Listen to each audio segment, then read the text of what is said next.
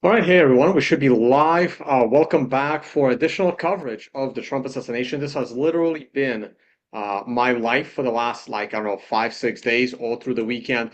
I don't know how much longer I can keep it up. I do have to get back to a million other things that I'm completely slacking on. But while this is completely taken over, and this is why I sit in front of a computer about 12 hours a day, trying to watch and analyze as much as I can. Real quick, I want to address a comment that I totally forgot to address in yesterday's video, where somebody commented that said, Tone, you're just a trader guy. Like this is not why are you talking about this? Is not your expertise.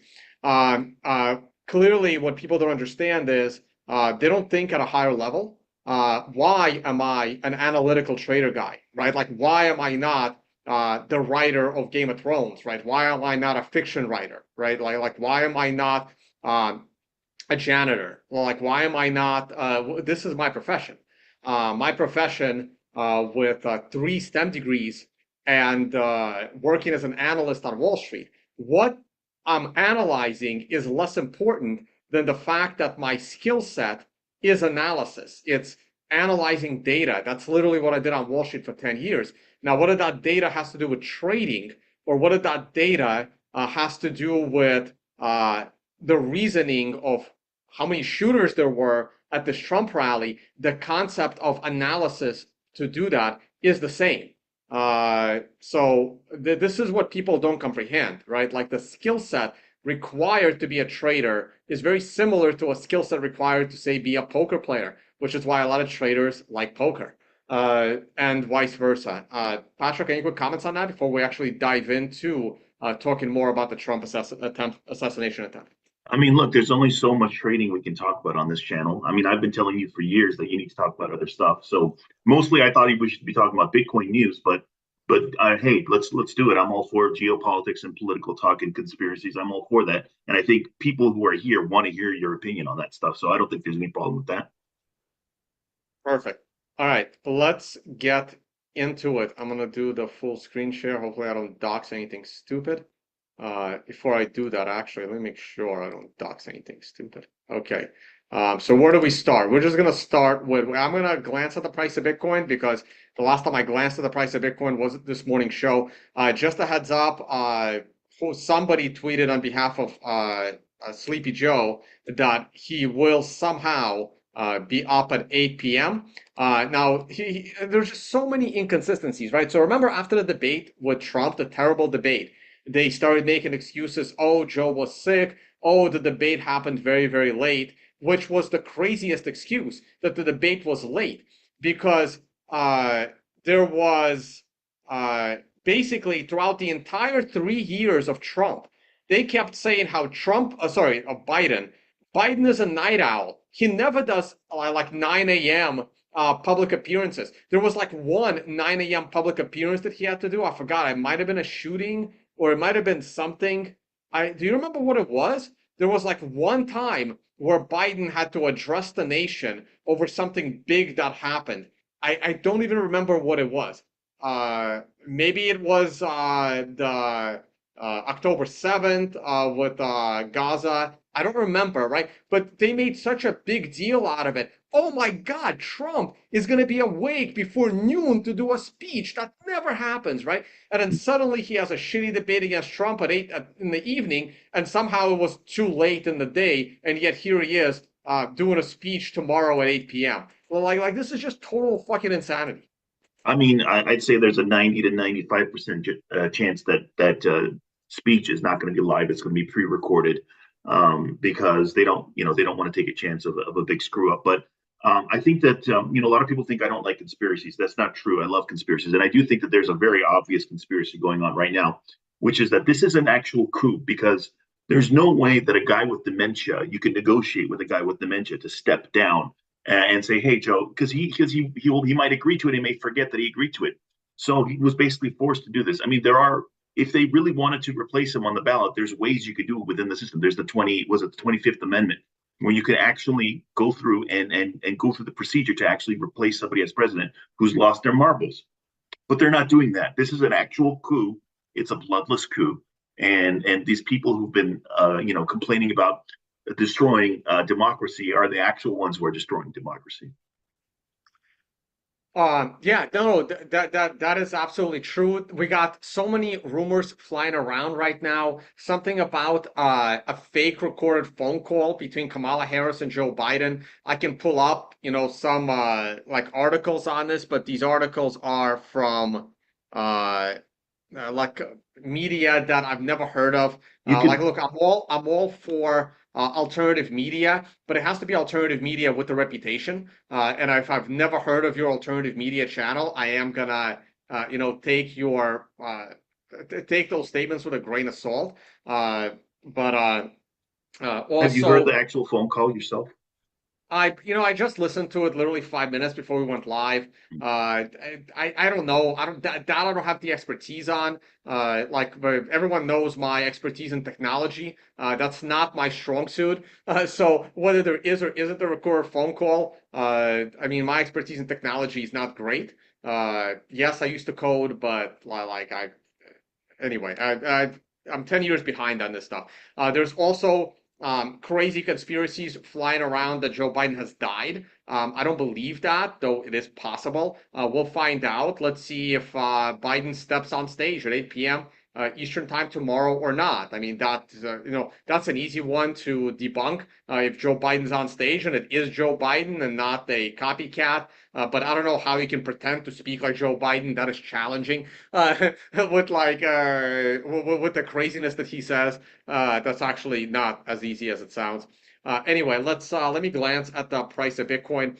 So this morning when we were doing a video, we were rallying right here. I said that I expected us to rally all the way past 67,000. We did rally all the way past 67,000 with the next 30 minutes.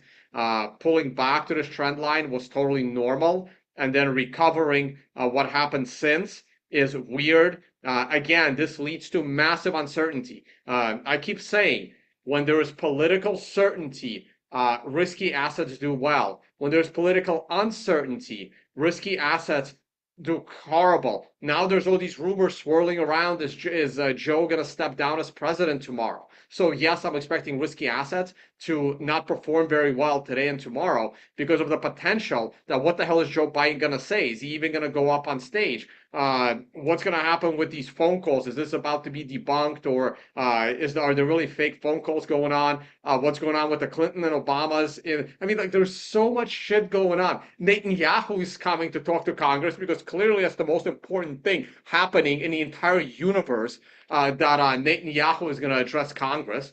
I'm actually praising AOC here. I was talking to Matt McGregor afterwards, where everyone makes fun of AOC, the absolute communist and the Marxist in Congress. But you know what? AOC stepped up and she asked questions. She probably went away from what they told her to talk about, which is gun violence, and she actually asked legitimate questions. And AOC is not going to the Netanyahu's address to Congress. So for all the faults that AOC has, and those faults are mostly due to the liberal education that she got and the brainwashing that she got, unlike most of other congressmen on both sides of the aisle, at least she occasionally, 20% of the time, comes up with her own ideas and her own thought processes, and you can't force her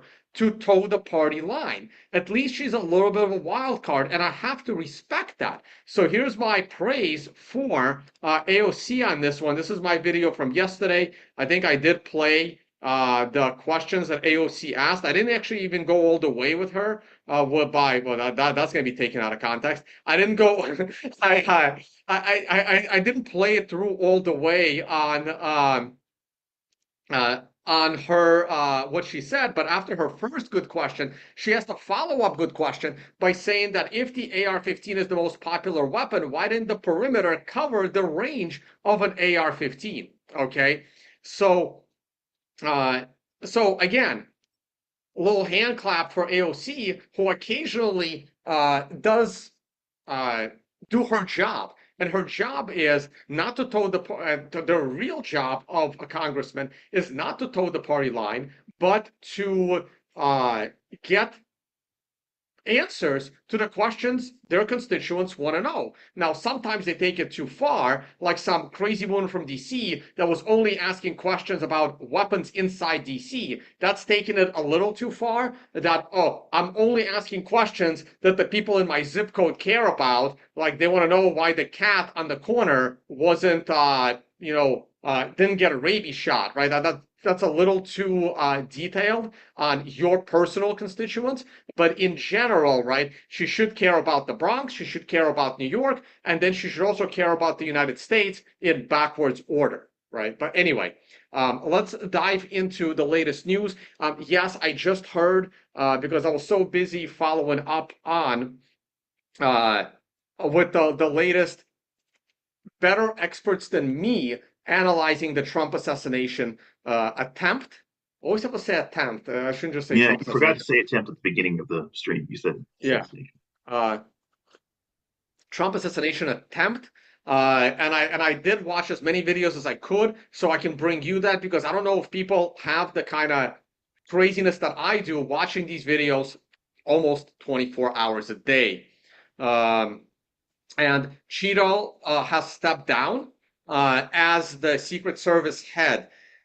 Now that she stepped down, that makes the Senate hearing even more useless, right? Now that she stepped down, she needs to be arrested for lying in front of Congress. They need to throw her in a cage, and they need to give her a deal saying that if you don't want to spend the next 10 years in the cage, spill the beans on what you know. Now, she's not going to know much.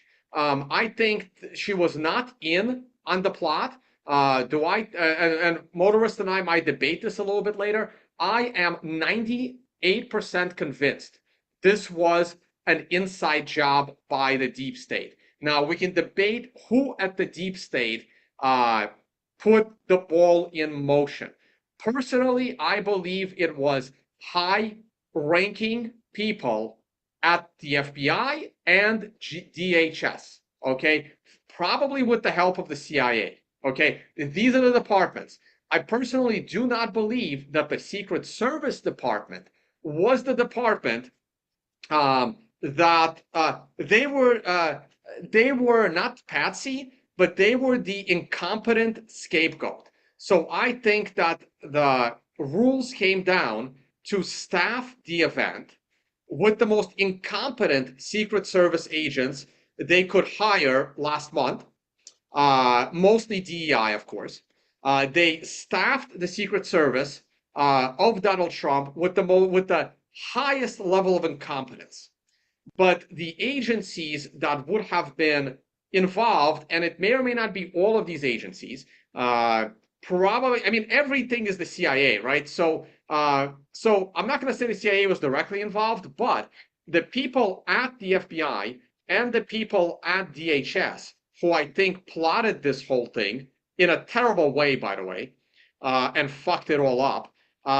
The staff at those agencies was probably former CIA people, right? So while CIA probably wasn't directly involved, it was the CIA staff at these agencies, just like the FBI staff at Twitter and the FBI staff at like former FBI agents working at Twitter were providing the tapes to Congress and of what happened at Twitter, right? So something like that. This is kind of my view on the high level stuff. Now, let's get into, and we'll talk about this a little bit later. Let me just go through the latest information that I have. I made some notes. Let me pull up my notes to make sure I cover some of the topic. I didn't even write all my notes down. Okay. So we watched this yesterday. I am gonna have these run at 1.5 speed real quick. We have to come back to this because now this is being completely questioned. So this is Task and Purpose, who did a great job recreating what happened during the event from the information that Task and Purpose had at the time. And I want to just play this specific part. Oh shit, wait. I need the audio. Need the audio. Share computer audio here. Okay, here we go. This part. some time to process what has happened. And personally, I feel like if you're on a restricted rooftop within 150 meters of the president, even if you're just holding your dick in your hand, you're asking to get brained. According to Butler County Sheriff Michael Sloop, this is what happened next. 2 local officers were already looking for the shooter due to what happened at the metal detectors. One officer was hoisted up by his partner by standing on his hands so he could look out over the edge of the roof to get eyes on the suspect. The second officer on the roof had both of his hands holding himself up in like a pull-up position to peer out onto the rooftop. So they encountered the shooter while he was on that roof. The gunman turned around and pointed his rifle directly at the officer, so the officer fell back down to avoid getting shot in the face. That's when the shooter took aim and fired at Trump. Now, Fox News spoke with Bill Gates. Now, this is being completely questioned, okay? It's being questioned, well, by me, because of all the other videos I have watched that talked about this incident, okay? Now, I have some of these videos, all the links are in the video description, guys. If you find the time, watch them on 2x, just absorb the information. Patrick, you want to say something? I mean, I could say something. I thought that Trump was interviewed about this, and I thought he had a very reasonable take on this incident. He said that I don't blame the guys for ducking back down. No, that's not what we're talking about. No, that's not what we're talking about. I agree. I agree with that as well, because it was very clear that the guy had both hands on the roof. He had his head. The gunman turned, and he had no ability to draw his weapon. The only thing he can do is to duck back down. But what did he say after that? Trump said after that something else. He said, I do blame them for not radioing in, hey, there's a guy on the roof, get Trump off the stage. That's what Trump said, and I agree with Trump on that. So here's the thing. The reason why this probably wasn't radioed in is because I don't think it happened. Fair. Okay? We don't know for sure if it happened. That's true. I personally do not think this occurred. From watching other videos, from other statements, right? The statement during the hearing, and there are, if you re-listen to the hearing, probably in slow speed, and you listen to some of her answers, this was brought up. And it was stated that the gunman, immediately after this happened, right? So there was huge questions about timeline. Did this happen 5 minutes before the gunman fired? And we're not even going to, there's a whole other questions of which gunman and how many gunmen, right? But let's assume that he's the only shooter. Okay, let's assume he's the only shooter. Reports of this happening range from multiple minutes before shots at Trump were fired to mere seconds before shots at Trump were fired, right? I've heard both reports. And from some high-level officials, they even said this happened immediately before the gunman started to fire. But there are videos of the gunman here, and there are now eyewitness interviews, right? And again, like I have all the videos in the description, where the guy said, yeah, we were looking at him for like 5 minutes prior to him shooting, and they literally said, no, if he would have turned around, we would have seen it. So eyewitness testimony from people watching him. And it sounds like the people watching him were on this side, not on that side, because he was, remember, he also wasn't here. He wasn't on this side of the roof. He was on this side of the roof, okay? And based on the videos that I saw of him, this might have been from this side. I believe they were from this side, but at no point does he actually turn around. Now, there's also reports that these cops weren't over here, right? Because the videos from what I saw of the gunman on the roof were being shot from this angle. And if there were cops here hoisting each other up, it would have been in the videos. So it's also possible and more likely that the hoisting up took place over here on this side. In which case, you would have had to completely turn around backwards behind him to point this gun. And based on people's videos of him and people's accounts that were watching him that weren't even recording him, right? He didn't do that. He never turned around. So I am starting to question whether this actually happened. And of course, the cops aren't wearing any body cameras. Of course not. Why the hell would they do that at an event like this? And also, we'll get back to the ladder thing. The ladder, the big ladder that is placed right here in between these two buildings, is actually now somewhat being not confirmed, but there is consensus that this was the ladder placed by agents after the shooting. The 5-foot ladder that he may have placed would have been right here at this building. And he would have climbed up this way and then gone over this little barrier between the buildings to get to here. And there is some evidence, and there's lots of evidence on that. By the way, Patrick, keep an eye on the live chat, see if anyone says anything interesting. So I wanted to get back to this. This video is in the video description as well. Now, I have, we're going to jump topics here, okay? So Jeff, again, this is not an expert. This is, so it looks like his channel is about Home Depot, but he's been doing it, but just like my channel is about trading, right? It doesn't, just because you have an expertise doesn't mean you can't do a great job in another expertise. For example, what's the My Pillow guy's name? I forget. I don't remember, but he's a Trump supporter. I know that, but I forget his name. Right, but he became like the leading expert on election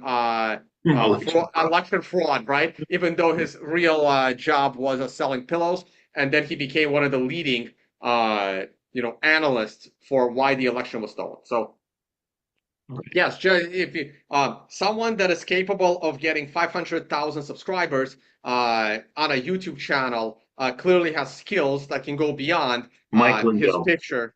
I think Mike Lindell, thank you. Winston just said, yeah. Right, that go beyond his ability. So he did a great job talking about the timeline, and right here, even he talked about this. Let me play it real quick again. This is an older video. Let me make sure it's 1.5 and not 2, otherwise it's too much.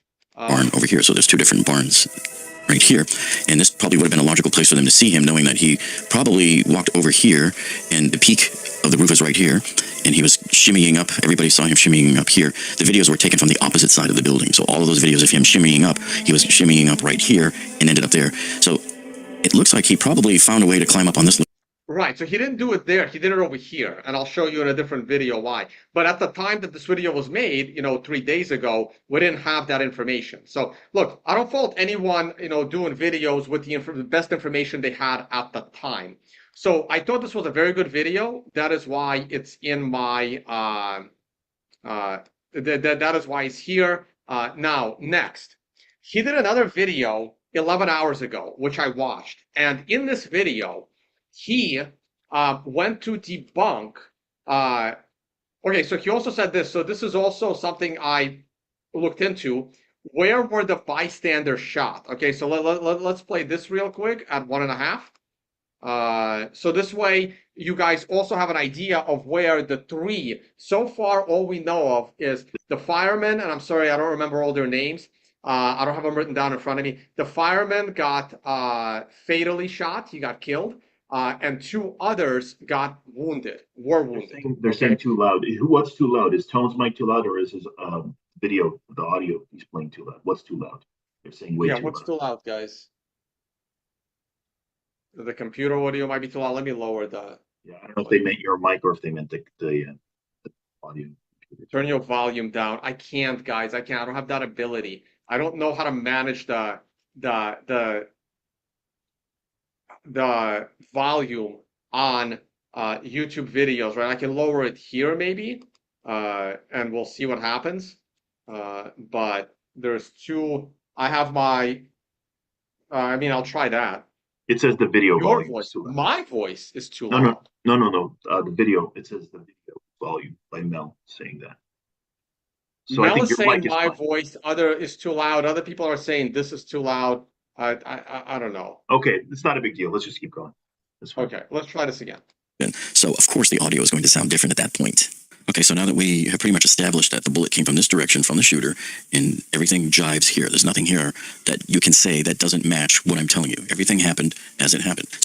Right, so even he corrected himself earlier, actually. Let me go back there real quick. So he made a correction on... He probably read my tweet. That's because I said the same thing. Here. So when he did his initial video, he put the fireman that got fatally shot here and the 2 guys that got that also got shot here and here. He corrected it in this video and put the fireman here at the end of this bleacher. And that puts everything within a single gunshot. So here's when. And I was correcting that he was on the left side of it, but I was at the wrong bleacher. So let's correct that now. Okay, so now I'm going to grab this and move it over to here. And actually, when you think about it, this makes the most sense. So this makes the most logical sense that the bullets would have come from here. The shooter was back over here on top of that little roof. Right. But now he analyzes where did that shot more likely came from. And this is where I have a problem with his video. Different at that point. Okay, so now that we have pretty much established that the bullet came from this direction, from the shooter, and everything jives here, there's nothing here that you can say that doesn't match what I'm telling you. Everything happened as it happened. So now let's take a look at this angle here. So some people think that there's a lot of people actually that have this conspiracy theory that there was snipers in this building here that took him out. Like they're accusing the police basically of doing it, which I think is just, it's stupid, it's rude, and it's just, there's really no basis for it. But actually, it's not. It's not stupid, it's not rude, and there's definitely a basis for it. Like, so I absolutely disagree with this comment based on everything we have seen in the last, forget in the last 6 months from the FBI. We can go back to the entire administration, or we can go back to the Kennedy assassination, for fuck's sake. Right? I don't believe that the Reagan assassination attempt was an inside job, though I don't know much about it. That was probably some crazy guy. But no, there is absolutely more than enough evidence that the first thing that anyone should be questioning is, was this an inside job by the deep state? That is the first thing that people should be questioning. The second thing is, was this guy, some crazy lone wolf? So I completely disagree with the statement. Motorist, your thoughts? Yeah, no, I think he's right. I think kind of what he's saying and what I kind of agree with is, if this was some sort of an inside job, what was the plan? Was the plan for this guy to come out and look super suspicious and to get arrested so that they could take a shot, or was the plan for him to actually get off a bad shot so that the real shooter could shoot? Like, the plan doesn't make any sense. But again, that's a later discussion, right? Like the first thing Sure, no, that I get it. needs I agree. to It's a later be discussion. examined is based on the history of United States assassinating their own freaking presidents, right? And other key personnel, right? Somehow all the Boeing whistleblowers are no longer breathing, right? Somehow 27 people that we know of associated with the Clintons are not here anymore, right? We're not going to go into Jeffrey Epstein with you on this video, right? Like yes, absolutely. Absolutely, we need to question, was law enforcement in on it? Because there was clearly 8 different law enforcements there. And then after you rule out that, can you say what he's saying? So I completely disagree with the statement that accusing actual law enforcement is crazy. It's not crazy at all. Okay. But now we're going to talk about the shooting lines. We'll go ahead and take a look at it anyway. So if there was a shooter in this room, this is the red arrow here. That would be from their sniper angle. And you can see nothing adds up here, okay? Because from this angle, you would be hitting Trump in the forehead. You wouldn't be hitting him in the ear. It would be hitting him in the forehead. And you would take out a couple of people back in here at the back end of the grandstand. And that's not what happened. The shot that rang out took out people on this far corner of the grandstand here on the right-hand side. The yellow line is the current proposed shooting line that everybody so far mainstream agrees, and this is what I agree.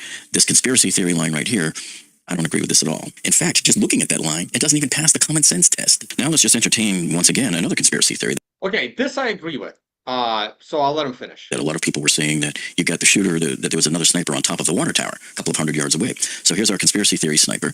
And right off the bat, I'm already suspicious whether they could even see through these trees. I believe these trees had obstructed, because remember, you're up high, but you're not really. No, that's not true. I mean, even I can see on Google Earth that this tower is significantly higher than the tree line. I mean, it's no, these trees should not be obstructing. I don't know why he's not doing this with Google Earth. But also, again, this is probably not the number one person, but and I don't. Yeah, that height's not even 100 feet up. Let's move past the water tower. I agree with him that the water tower idea is crazy. It's a difficult place to. to leverage yourself to get a shot, I guess. Well, that too. Now he does make a point. I don't know if it was him or it was another guy. To this bullet here, that doesn't happen. That's simply not the case. And then, of course, you don't get the hydraulic hose being taken out, which should be somewhere around over here on the boom lift. Okay, so nothing on the conspiracy theories bullet path here makes sense. However, again, the shooter being right here where we know they found his body, that does totally make sense right here. Okay, so it goes this way. So remember, his gun was found right here. He was found about 6 feet this way from the gun. But he likely fired from where the gun was. Either that or he was firing from here and then threw the gun and it landed 6 feet away. And then he tried to get away, but then was shot by the Secret Service. So again, another one here that does not pass the common sense test. I think we have now debunked the fact that there was no conspiracy theory sniper on top of the water tower. And shame on those Congress people today at the hearing where Kimberly Cheadle from the Secret Service was testifying. They kept bringing this up and they were saying multiple reports from witnesses on the ground said they saw a person with a gun on top of the tower. That is absolutely not true. No, but that is true, right? Again, so he's wrong here. Not that I'm picking on him. I played them, right? Like there were reports, there were interviews of people on the ground that said this is why even I was talking about the water tower because of those eyewitness reports. Now, those eyewitness reports could have been wrong. They could have been, plants, right? They could have been actors provided by the FBI or DHS. To say that there might have been someone on the tower, right? But there were eyewitness reports of somebody on the tower, and there was one lady saying that she thought someone got shot that was on the tower, right? So that is incorrect. Now we can say, yeah, go ahead. So even though I mostly agree with this guy's video, I have absolutely no problem with the Congress people questioning Cheadle on multiple gunshots because the last thing you want to do is to have people who think that there might have been multiple shooters to see that, well, why didn't the Congress ask them about it? I think it was fine that the Congress asked them, and believe it or not, I thought Cheadle's answer was good. She didn't come out and say, no, it didn't happen. She said, you know what, the FBI is investigating, ask them, which is the correct answer, what she should have said. She shouldn't have denied that there were multiple shooters because she doesn't know. She's not in charge of the investigation. So I disagree with him on this. Absolutely, they should have asked, even though I don't think there were multiple shooters. It's not a problem to ask. And the whole water tower thing came up is because of that shadow up there, which I'm now starting to question. But there were eyewitness reports that somebody was there. Right. I'm not sure I believe those reports. Now, he did say something smart here. Over here on this little roof back here. So here's the water tower, and here's why there's so many holes in their story. So you would climb up this ladder here and get up here. Now, how then would you get to the top there? I don't think this is a ladder. I think that's some kind of an access pipe. See, the pipe continues on down. There may be something on the backside here. I simply don't know. But why in the world would you climb all the way up here, risk your own ass to climb all the way up this thing right here, and to climb up to the very top to shoot? It is so risky up there. It could be very windy up there. You take a shot with your gun and the recoil might make you fall off of this thing. There's no reason to climb up there. All you got to do is climb up the ladder and stand on here on this catwalk. Just hang out back here, and around the time that Tom takes the stage, all the shooter has to do is just step right over here, put his gun on the railing, and shoot straight down and take the shot. So let's take a look at that. See, remember, let's see if we can find that. There's your red barns right there. So Trump is over here talking. And this is why I don't think he would have had a good line of sight. Remember, this is in wintertime, I guess, when these photos were taken on Google Maps. But in summer, the trees are, full bloom with leaves and everything, and probably fairly opaque at that point. You would be shooting over here. Right, so I agree with that, right? Like, it doesn't make sense to be up there unless over here the trees are in the way, and now he has to climb up there. But up there, that's a hard shot. It's not a flat surface, right? But the real question is, why the fuck wasn't Overwatch off of this tower? This is the tallest point. And again, people ask me what Overwatch means, and Sheeta mentioned the word Overwatch many, many times. Overwatch means that, and I explained it, so let me go to Google Map. Here's what Overwatch means. There was a sniper here and a sniper here. This roof was identified as a potential problem, though somehow not inside their perimeter, but there was Overwatch over this roof. That means they had eyes on the roof. Now, those eyes could be human eyes, or those eyes could be mechanical eyes. Mechanical eyes meaning drone, helicopter, camera setup. All they had to do was set cameras up here. Like, they didn't need a human up there watching, right? They could have set up cameras pointed at all of these high points, including back here, which no one is still talking about, right? And that is Overwatch, means that you have active Overwatch over from above a critical area of interest. That's what Overwatch means. Okay, so why wasn't Overwatch set up on the tower, which is clearly the tallest building in this vicinity? Okay, that's the main question, and people did ask that question. In addition to the question, was there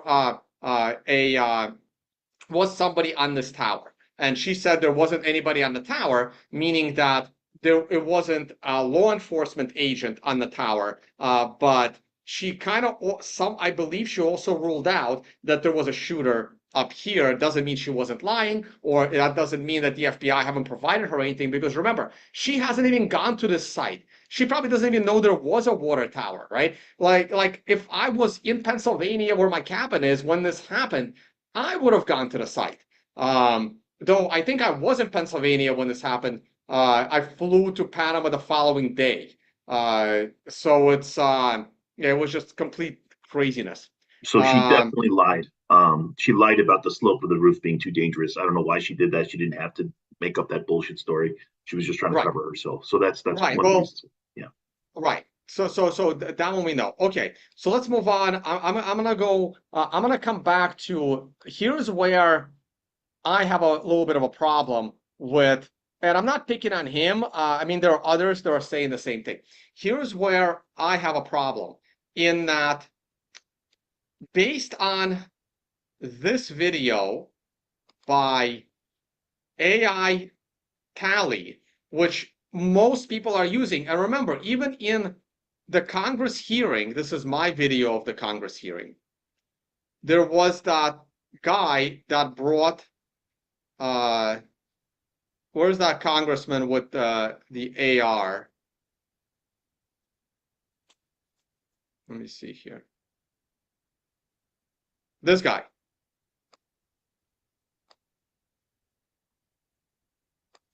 Hold on.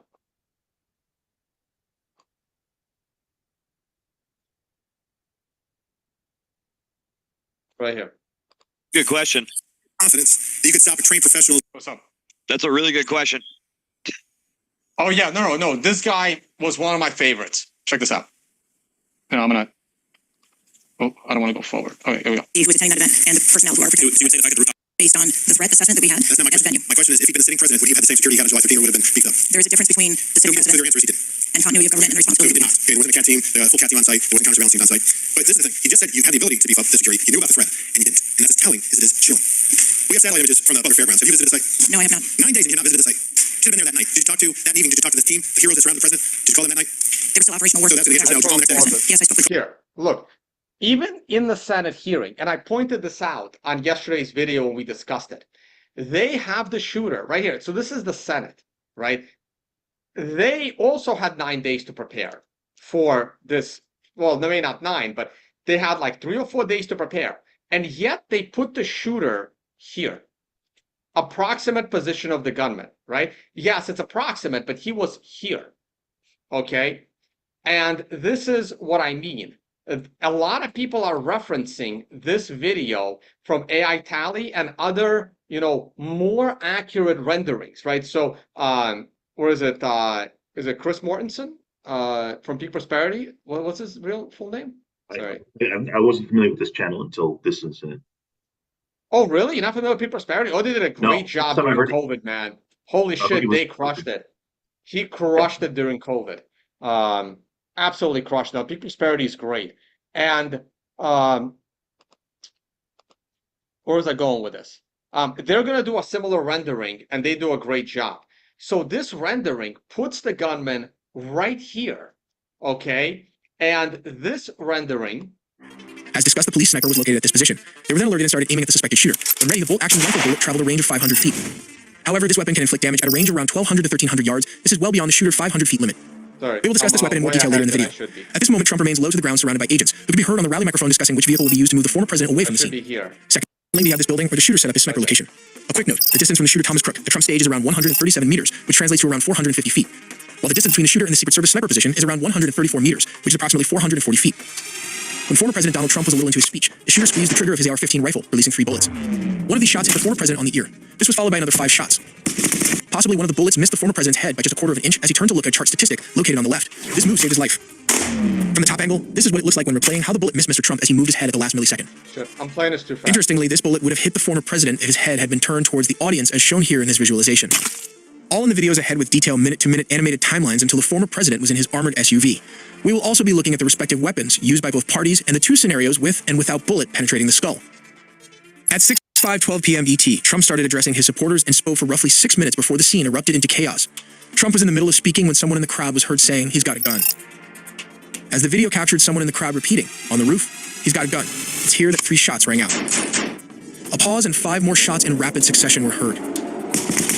For some unknown reason, the shooter had a clear line of sight from an elevated level well-positioned as a sniper nest. Interestingly, a heavy-duty ladder was also located on the side. It might Right, so again, this ladder has pretty much been almost confirmed that it wasn't the shooter's ladder. Well, we'll talk about that later. be a permanent fixture. He aimed with this AR-15, a semi-automatic rifle, which will be discussed in detail later in the video. At around 6:11, he aimed his sights on the former president and squeezed the trigger, producing the bullet. At 6:11:34, Trump touched the right side of his face.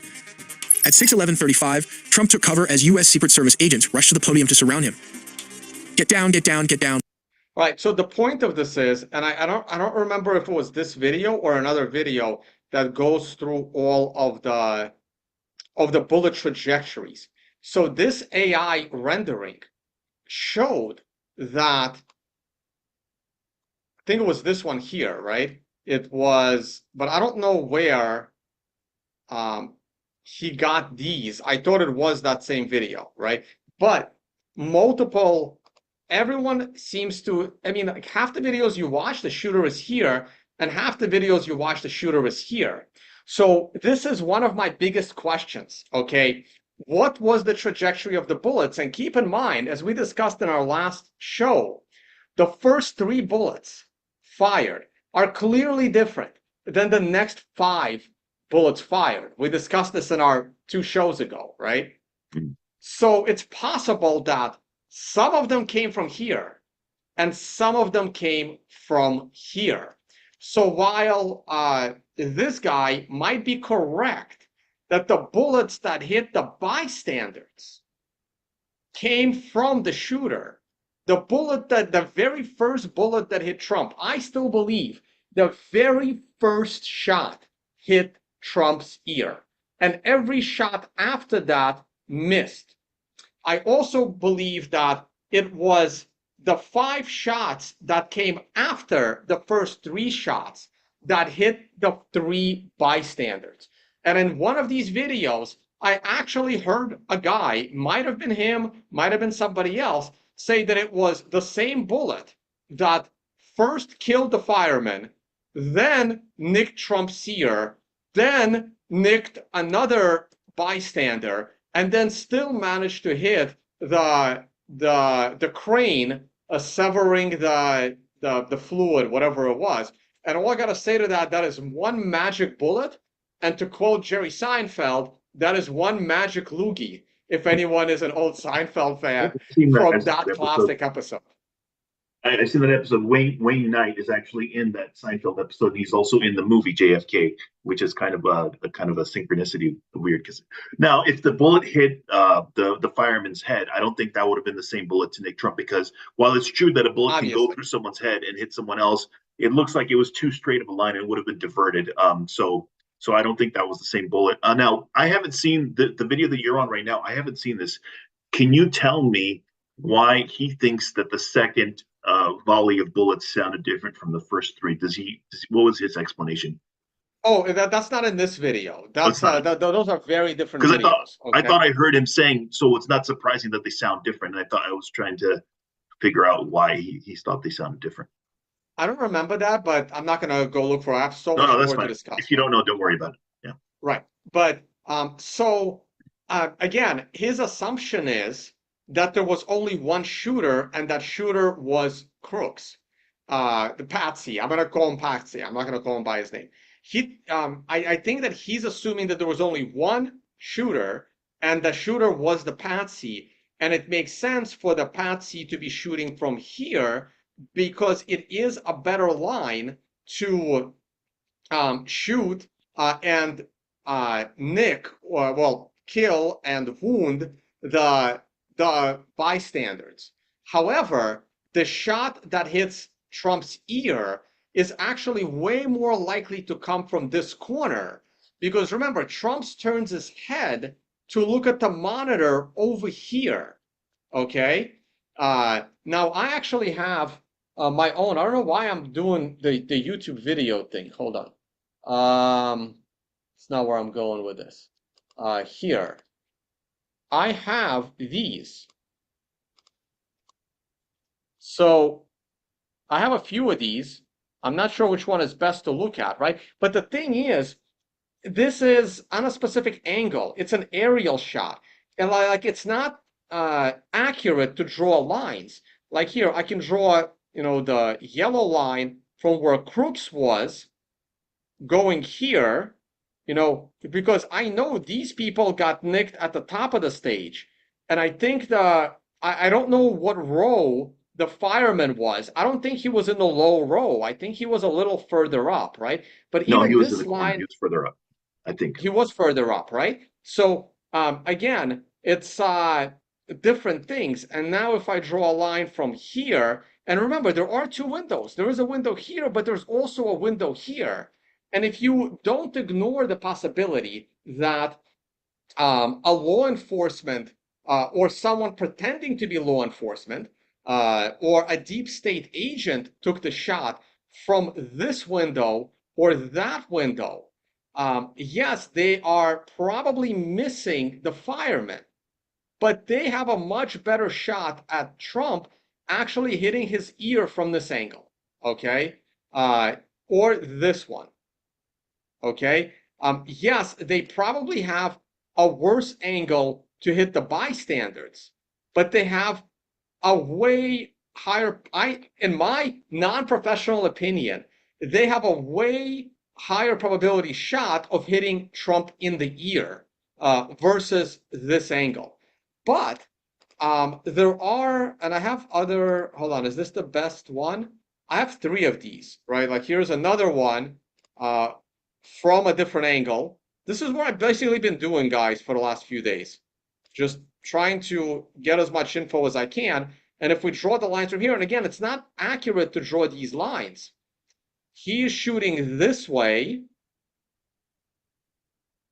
Yes, he's in line on all three, but I think this is less likely to hit Trump in the ear versus a shot from here. But a shot from here is likely not hitting the onlookers. So this is why this is another reason why I am convinced that the first three shots are being fired from a different gun, from a different person, from a different position. And one of those first three shots, probably the first, nicks Trump's ear. And then the 5 shots that came after probably came from Crooks, but in a few minutes, we're going to talk about how it's possible Crooks never even got off a shot. So, yes, there was likely to be 2 gunmen, maybe even 3, and none of them were the patsy, okay? We're going to get to that in a minute. One thing I want to say about the firefighter, I think we can pretty much dismiss the chances that the firefighter was hit with the first shot because the reports were, I haven't confirmed this, but the reports were that he actually was trying to shield his daughter and his wife, and that's why. So he probably heard the shots and then was like, he got up to try to protect them, and that's when he got shot. So we know that it most likely wasn't the first, or probably not the first 3 shots. So what I think happened is you got boom, boom, boom, the first 3 shots from right there where you're drawing it, and then there's a pause, and then there's like another volley of shots, and the firefighter most likely got hit from that second volley. Right. Now, again, I don't know how accurate these lines are. This is not like, a perfect 3D rendering that has the height of the roof by, because we're doing it on a picture on paint for fuck's sakes, okay? Mm-hmm. And these are the shots that eventually ended up hitting the crane, which spilled the hydraulic fluid all over the road here. And anyway, and then there is this one. This window is the window that people are referring to, but I don't see why it can't be this window, okay? And yeah, obviously these shots would probably not hit the bystanders in the corner. nor the firefighter, which I believe was halfway up. Okay, now let's move on because we have a lot to cover here. Now that we have new information, so Peak Prosperity is doing an incredible job, absolutely incredible job. Okay, now he's the one that really talked about the ladder here, and he did the whole analysis, saying you could have even walked up this roof. I think he did it here. Here we go. I'm gonna play this real quick. Now the ladder thing is not really that important. How Crooks got onto the roof is almost irrelevant to me. I'm sorry, like that's not the most important part that we're discussing. We have been told that ladder was installed there by the company, but everybody I talked to says, no, that's stupid. Companies don't install ladders up onto the roofs. It's called an attractive nuisance, and your lawyers and your insurance agents yell at you for being dummies, right? So that just, you can throw that right out the window. That ladder was not there. It's not there in this picture, and it wouldn't make sense for it to be there later as a matter of official company policy. Now, the ladder spot, they say that we see there was a ladder in this other photo. It's right there. Okay, so right here, turns out there is a little looks like a 5 foot ladder. Let's test that. Let's see if that's actually the case. So this is the spot that it's on. It's on top of whatever this gray cabinet is here as an AC unit. We don't know. But it looks like a 5 foot ladder. Let's test that. Let's see if that's actually. Oh, crap. I wanted to pause that. 1 second. Here. Okay. So that's a big ladder. That's more than 5 feet. Okay. It's obviously more than 5 feet, right? But everyone was talking about how he had there's the Patsy right there. Okay. This is the Patsy. This is his gun. That's the Patsy's gun. Yeah, that would be a giant roof if that was him. And the Patsy is here blurted out. Okay. Now, right here is what he's saying. There is a little ladder right there. And then he just does an analysis on height. So the big ladder is over there. And this is, he uses the height of the door, which is usually 8 feet. 80, a little less than that, 80 inches for a standard door. Maybe this door is a little bit taller. And then he takes this door, puts it there, and it totally makes sense for a 5 foot ladder to be right here, and then you can climb on top of this roof, and then you can simply walk across. We know for sure that he used the ladder as it possibly got onto the roof of the ladder. It would have been Patrick, I can't hear you. You're mumbling. Do we know for sure that he used the ladder to get up? We don't know for sure, but this picture makes it look pretty obvious. There were eyewitness reports that there was a guy with a ladder. And I don't know if you ever seen, just go to YouTube and Google, just go to YouTube and Google, you can get into any building with a ladder.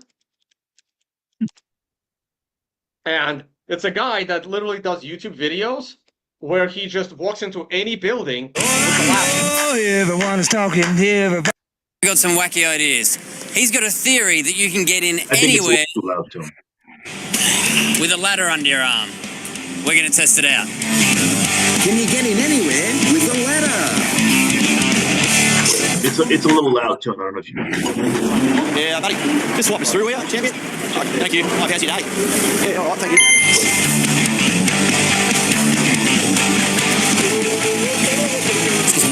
Thank you. Right. You're carrying a ladder. It looks like you're like a contractor. What's up? It looks like you're a contractor or maintenance or something. When you're carrying a ladder, people just assume you're supposed to be there. Exactly. Right. So, yeah, and there were reports that the guy had a ladder, right? And the other evidence on that is that somehow people have his receipts from like Home Depot that he bought a 5 foot ladder. And in this video, there is a picture that what looks like a ladder right here. But again, we're getting into the weeds here. Who cares how the fuck he got on the roof? You know, like those videos are loud. Just so you know, Tone, what people are complaining they're loud. Yeah, I know. Anyway, so then he does an update on the audio files and the gunshots. I'm not gonna play this, but he does a great video. So Peak Prosperity, I'm actually confusing so much at this point. So if how many of his videos do I have? Okay, that's the iTally video. That's Peak Prosperity. Okay, so he did. If I go back to his channel,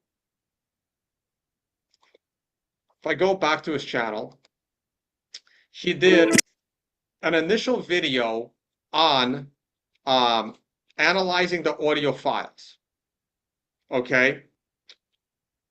Then, he has another video coming up. Great. So this was the initial video on the audio files. Then the video I'm talking about, he talked about all the insanity and all the screw-ups of the federal government and local government on all the gaps in the plan. So how Crooks got on the roof, how he was walked around. So this is a completely different topic video, okay? Then he did a follow-up video on the audio files, and this is what I want to discuss, okay? So, and I really wish, like, I'm gonna pretend like I'm smarter than I am, because I was thinking this during the last video that we had on this topic.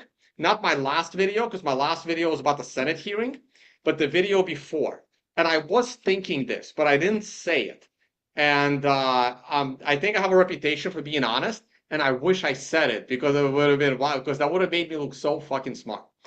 I have only fired an AR-15, and it's embarrassing. I've only fired an AR-15 3 times in my life, okay? I should have more gun shooting experience for what my life is like. I really should have better experience with guns, okay? I fired an AR-15 3 times in ranges, once in Arizona, once with Winston in New Jersey, and once with someone else somewhere, I already forgot, okay? And that's over like a 7-year span, right? 3 times. So I know what it's like to fire off rounds on an AR-15, and it's also a semi-automatic weapon. And remember when he talked about the gunfire? We're going to play this video one more time.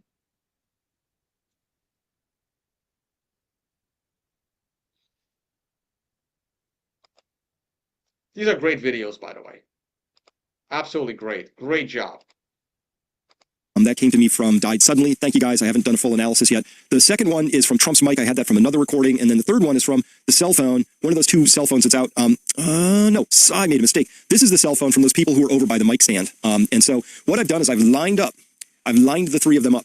And so lined them up so that the booms are all on the timeline at the same time on these audio file. So this is the boom way out there in front of the Trump's lectern area, in front of the stage. This is the report of the bullet snapping over Trump's microphone, and this is the report of the gun. And then here is the boom that we hear back at the cell phone that's jumbling around that we heard there. And where they say, it was on the roof, and then you pop, pop, pop, pop, right? So first thing I do is I take this, and I group them, and I grab that as a group, and I copy paste, and then I slide it over, and I say, does the next set match? And the answer is absolutely. That is just a direct copy paste of that cluster of green symbols to the far left, and I drag it over. It maps on perfectly. Third time, does it do it? Yeah, you betcha. It maps on perfectly. So again, top audio from Died Suddenly, second audio line from that link right there, third line from that piece right there.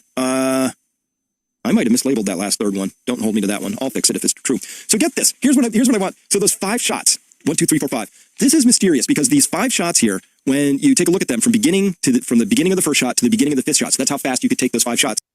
Right. So remember when we kept playing the shots? It was 1, 2, 3, and then 1, 2, 3, 4, 5. I was thinking it, but I didn't say it. Those shots were way too fast. There was way too fast. Okay. And I thought about this. I'm like, this seems unlikely for a semi AK-47 AR-15. Okay, and I've shot, like I said, I've only shot AR-15 3 times, and I'm not saying I have like the speed of a boxer, but those 5 shots, they didn't sound like they came from a semi. They sounded more like they came from an automatic rifle. And an automatic rifle is not something a regular citizen can acquire, right? Automatic rifles are only allowed for the military. That's when you hold the trigger and the thing is firing, okay? Again, I'm not a gun expert. I wish I was, but I'm not. But the first 3 shots were the most accurate. If the second volley was from an automatic, that would make sense because automatics are less accurate. The first 3, the semi-automatic, was more accurate. So now we're up to different possibilities, right? Now, it is possible for someone to fire these 5 shots with a semi AR-15. It's possible, but not a 20-year-old kid who everyone has agreed is not the best shot in the world, right? So this is where this episode gets super interesting. Well, Okay. hold on a second. He went to ranges. Apparently, he went to the same range the FBI did. So maybe That is true. We're going to get to that as well, right? He did go to those ranges, but your speed is not going to increase, right? Okay, like you can only pull the trigger so quickly. So here's where this episode gets really good. It turns out that the total thing is only 0.775 seconds from beginning to end. Now, as a shooter, I'll tell you, you kind of have to work at it to get 5 shots off in 0.775 seconds. And you can see the splits here because the first shot was a quarter of a second, 0.256. But look at these, 0.18, 0.17, 0.15. I'm going to have to defer now. We're going to have to bring in, and I'm going to introduce you to somebody called Jerry Misalek, because once you understand Jerry Misalek a little bit, this is just a minute, and then the other thing is just a couple of seconds. I have to introduce you to Jerry real quick, because once you know Jerry, you're going to rethink about those 5 shots in a whole new way. In 1999, they sponsored a publicized attempt by shooter Jerry Misalek to challenge Ed McGivern's speed shooting record set back in 1932. Using a Smith & Wesson Performance Center-built 8-shot revolver, Misalek attempted to both outshoot McGivern and set 2 new world records. Watch how fast this guy is. You want to film this one? Go, Jerry. He's such a 108-degree heat, I believe it was, down in Mississippi in front of a very you won't believe what supportive if you audience. don't know anything about He did it. I mean, he Jerry did is like 8 the rounds fastest. in 1 second on 1 target. Shooter ready. Stand by. He did 8 rounds on 4 targets in 1.06. And then he did the 6 shots, a reload, and 6 shots in 2.9. This is a revolver reload. This isn't taking a mag out. This is a revolver. Oh, my God. All right. 0.99. That's Jerry Misalek. Okay. Here's why it's important. Turns out Jerry just happened to have a video out there showing how fast he could shoot 5 shots out of an AR-style rifle. So this is the world's fastest. Let's start here. A 55 is kind of slow at this range, so I'm going to listen really good for that timer, get in the center and punch out 5, see if we can make it under a second. Here we go. Now that was a little bit better. You saw how I was punching out right on the timer there? Let's take a look at it. A 0.96. Made it that time pretty easy, so.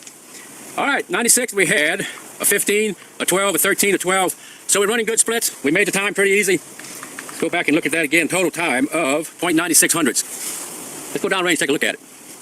Okay, guys, we're living over 5 yards here. 5 yards. Out 5 rounds in 0.96 hundredths of a second. Let's take a look at them. 1, 2, 3, 4, and 5. I got a little bit excited here on the last one. I started raising my head up. So, but they're all in the A box. They're all right center of the A box.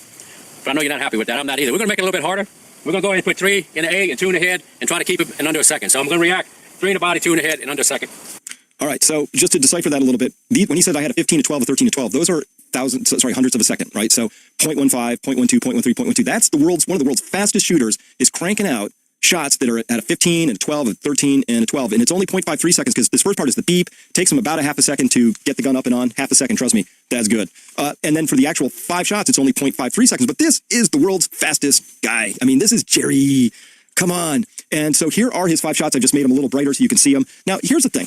If a guy like Jerry, who's one of the world's most accurate, fastest shooters, has that kind of a spread at 5 yards, what kind of spread do you think we're going to be seeing for a kid, as the null hypothesis goes, that this was a 20-year-old kid who wasn't reputed to be a very good shooter, in fact, kind of a bad shot, according to the shooting team that wouldn't have him in high school. But maybe he improved and, got better at range, and we don't know that. But we'd have to go talk to the range people he was at. Maybe he improved. But even if he improved, this is the world's best right here. There's nobody even close to this guy. And I think you can see that the idea of ranking off 5 shots as fast as you can, well, they start to spread. It's very hard to keep that all contained, obviously. So what did we know? We know that Crooks has been lurking about, and by the way, okay, so based on this, and I so wish I commented on this in that last video because they seemed way too fast. They seem way too fast for an AR-15. Now that I know it's possible to shoot an AR-15 that quickly, it has to be shot by an absolute professional to be shot that quickly. So again, that questions the patsy as firing off those 5 shots. Well, his first shot was the most accurate, and his next 2 shots looked like they missed Trump completely. So maybe that's why because if someone was really accurate, all 3 shots would have been on target. That's what you train for when you do a controlled pair where you do like 3 shots in a row. You try to make sure that all of them line up. And he wasn't able to do that. He was able to praise Trump once, but it took Trump like a full second or more to go down. So he could have, he fired more times before he finally went down. Right, but now we're back to, honestly, I'm starting to question whether the patsy fired off any shots, right? Because the line, the shooting line to hit Trump was probably better from this side. The shooting line to hit a bunch of the shooting line to hit a bunch of bystanders was probably better from the Patsy, but I don't think the Patsy would have been able to fire off. I mean, unless his AR-15, which might have been left on the roof for him, was custom made by some agency to be an automatic AR-15 instead of a semi. Well, I think the reports were that it was his dad's gun.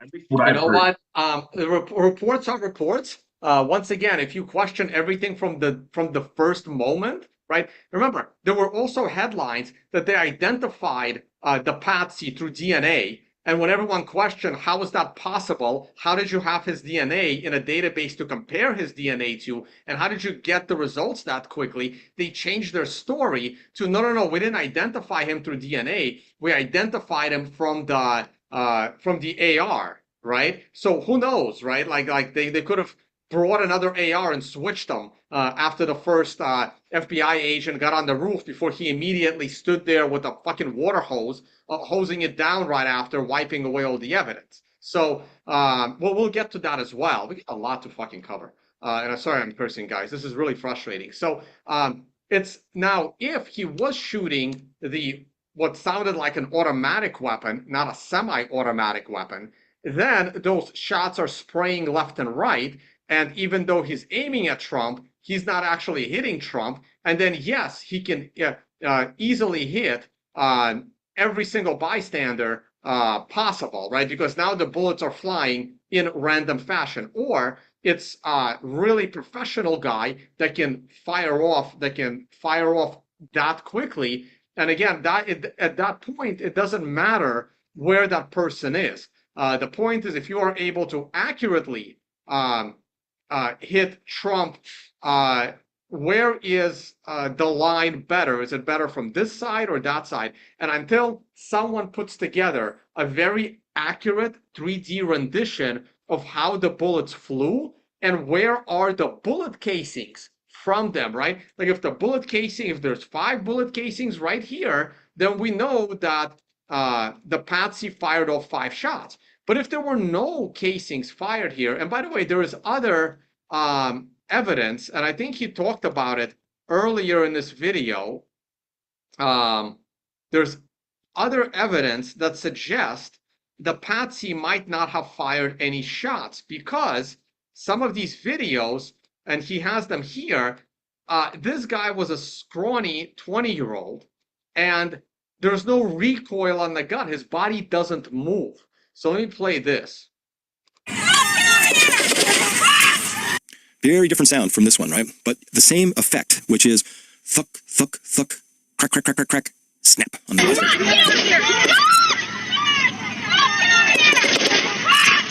So in this one, this is going to be a fun one to analyze. You can hear on that, the first 3, the third one almost disappears for some reason. I'm not clear what's happening. See if you see what I see in this thing. It's okay. Watch his shoulder. You see that? Watch his shoulder, right there. And there is no movement to his, like there's no movement, none. He is just dead still on that first shot. Okay? So again, I'm really concerned that what we're seeing here is those first 3 shots were not taken by that dude lying there on the roof. And again, we still don't know if that guy on the roof has even taken a single shot at all, because we have no data. The FBI is even locking out Josh Hawley, locking everybody out there, probably busy washing roofs down and dismantling stages and taking it all apart and then saying, oh gosh, what a shame. There's some analyses that we could do if only we hadn't done that, right? Because that's literally how they roll over and over again. It must just be. So it's pretty clear he didn't take the first shot, because while the first shot is happening, this video has him completely still with no recoil. Well, the video is moving pretty quickly, so it'll be hard to see if his recoil. But right. It looks like he's not moving, but the video is moving really quickly, so it's hard to tell. It is, but because he keeps rewinding back to that first shot. But it would be nice to get. I don't have this video on me. It would also I don't have it side by side with the audio. But you can probably. I mean, a professional can slow it down. But I'm not saying this is absolutely factual. But from what I see, it is very plausible that he has zero recoil during the first shot. But I kind of already hypothesized that he didn't take the first 3 shots. The question is, did he take the next 5 shots? And based on how quickly those next 5 shots were, unless his AR was modified to be an automatic instead of a semi-automatic, I just don't see how it's possible that he would have taken 5 shots that quickly. But those next 5 shots is what probably shot the bystanders, right? And if the guy, it actually could have come from any direction to shoot the bystanders, because when you're shooting it this quickly, you don't have as much aim control, so your shots are flying all over the place. Anyway, let's move on. We have other stuff to cover.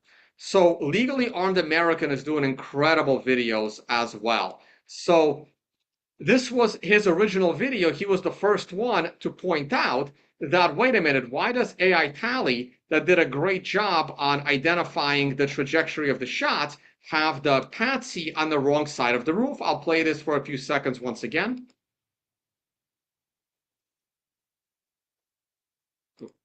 So finally we go to the final slide. And so it's not a sniper on the roof in that. We go to the final. Now that Crooks was not in that position, that he was to the right, a significant distance. So finally we go to the final slide. And so it's not a sniper on the roof in that position. It's a sniper in that open, elevated, unsecured window with a direct line of sight of President Trump that was left unsecured. So quick question here. I know in our offline conversation, we discussed this. The distance roughly that you've calculated that the actual shot came from on top of that, not on top of the roof, but from the window, how far was that from actually where Crooks's body was? I don't have a distance in feet, but just from looking at it, it's 50 to 60 feet from Crooks' body from this shooting position where the line lines up with the second floor window. Okay. And so in the final slide, I just show, a composite of different pictures. And one of the pictures is a shot, an image of Trump from behind. Again, if you look at the bill of his cap, the bill of his cap at the moment he was shot, and I tried to capture it from this video that's taken from behind him, is pointing directly at the position of the sniper that grazed his ear. Which also, if you look, based on what you've already stated, you were saying he was looking at the teleprompter, and you can see the teleprompter just to his right, and it does appear that he's looking directly at it. Yes, he just barely had turned his attention to the teleprompter and barely away from that jumbotron, and that little movement of his head saved his life. One of the things. All right, so he put out additional videos that were really, really good. The video we just watched is this one, Evidence Suggests Second Gunman. Let me make sure I don't have it up. Yep. And he did a follow-up video to this on distances. I'm going to try to find a good place. So he did additional analysis. And giving us pieces of answers. The reason why we're doing this is because the federal government, who is supposed to be doing this investigation, isn't doing this. They're not doing their own job. In fact, they look down their nose at many of us who are doing this, including you guys who are asking most of the same questions. They look down their nose thinking, we're the experts. You shouldn't be asking these questions. We're the experts. Let us handle this. We know what you're not handling this. So we're taking control of it. One of the first things I want to talk about is the video that I put out yesterday that got a lot of views. Many of you have emailed me and commented in the comment section down below. What about the shooter on the water tower? Now, I don't have information on the shooter supposedly on the water tower, right? Like, I have nothing on that. What I did is I pulled the video that everybody is referencing, and I want to play that for you first. Their live stream on their X account during this day. We've now zoomed in and added some text so you can see a figure moving on top of this water tower. So take a look at your screen here. John's a couple of months old, and if you want to really see something to say, take a look at what happened. Now you see that figure disappear. Wait. Now you see that figure reemerge. Okay, now the figure reemerges. So interesting, right? Now we're going to zoom in. You can see this dark figure at the very top here, as President Trump is speaking, right before the shots are fired, and then this person right after, about 4 seconds after the shots are fired, steps out. You can listen to the ducks out of the view.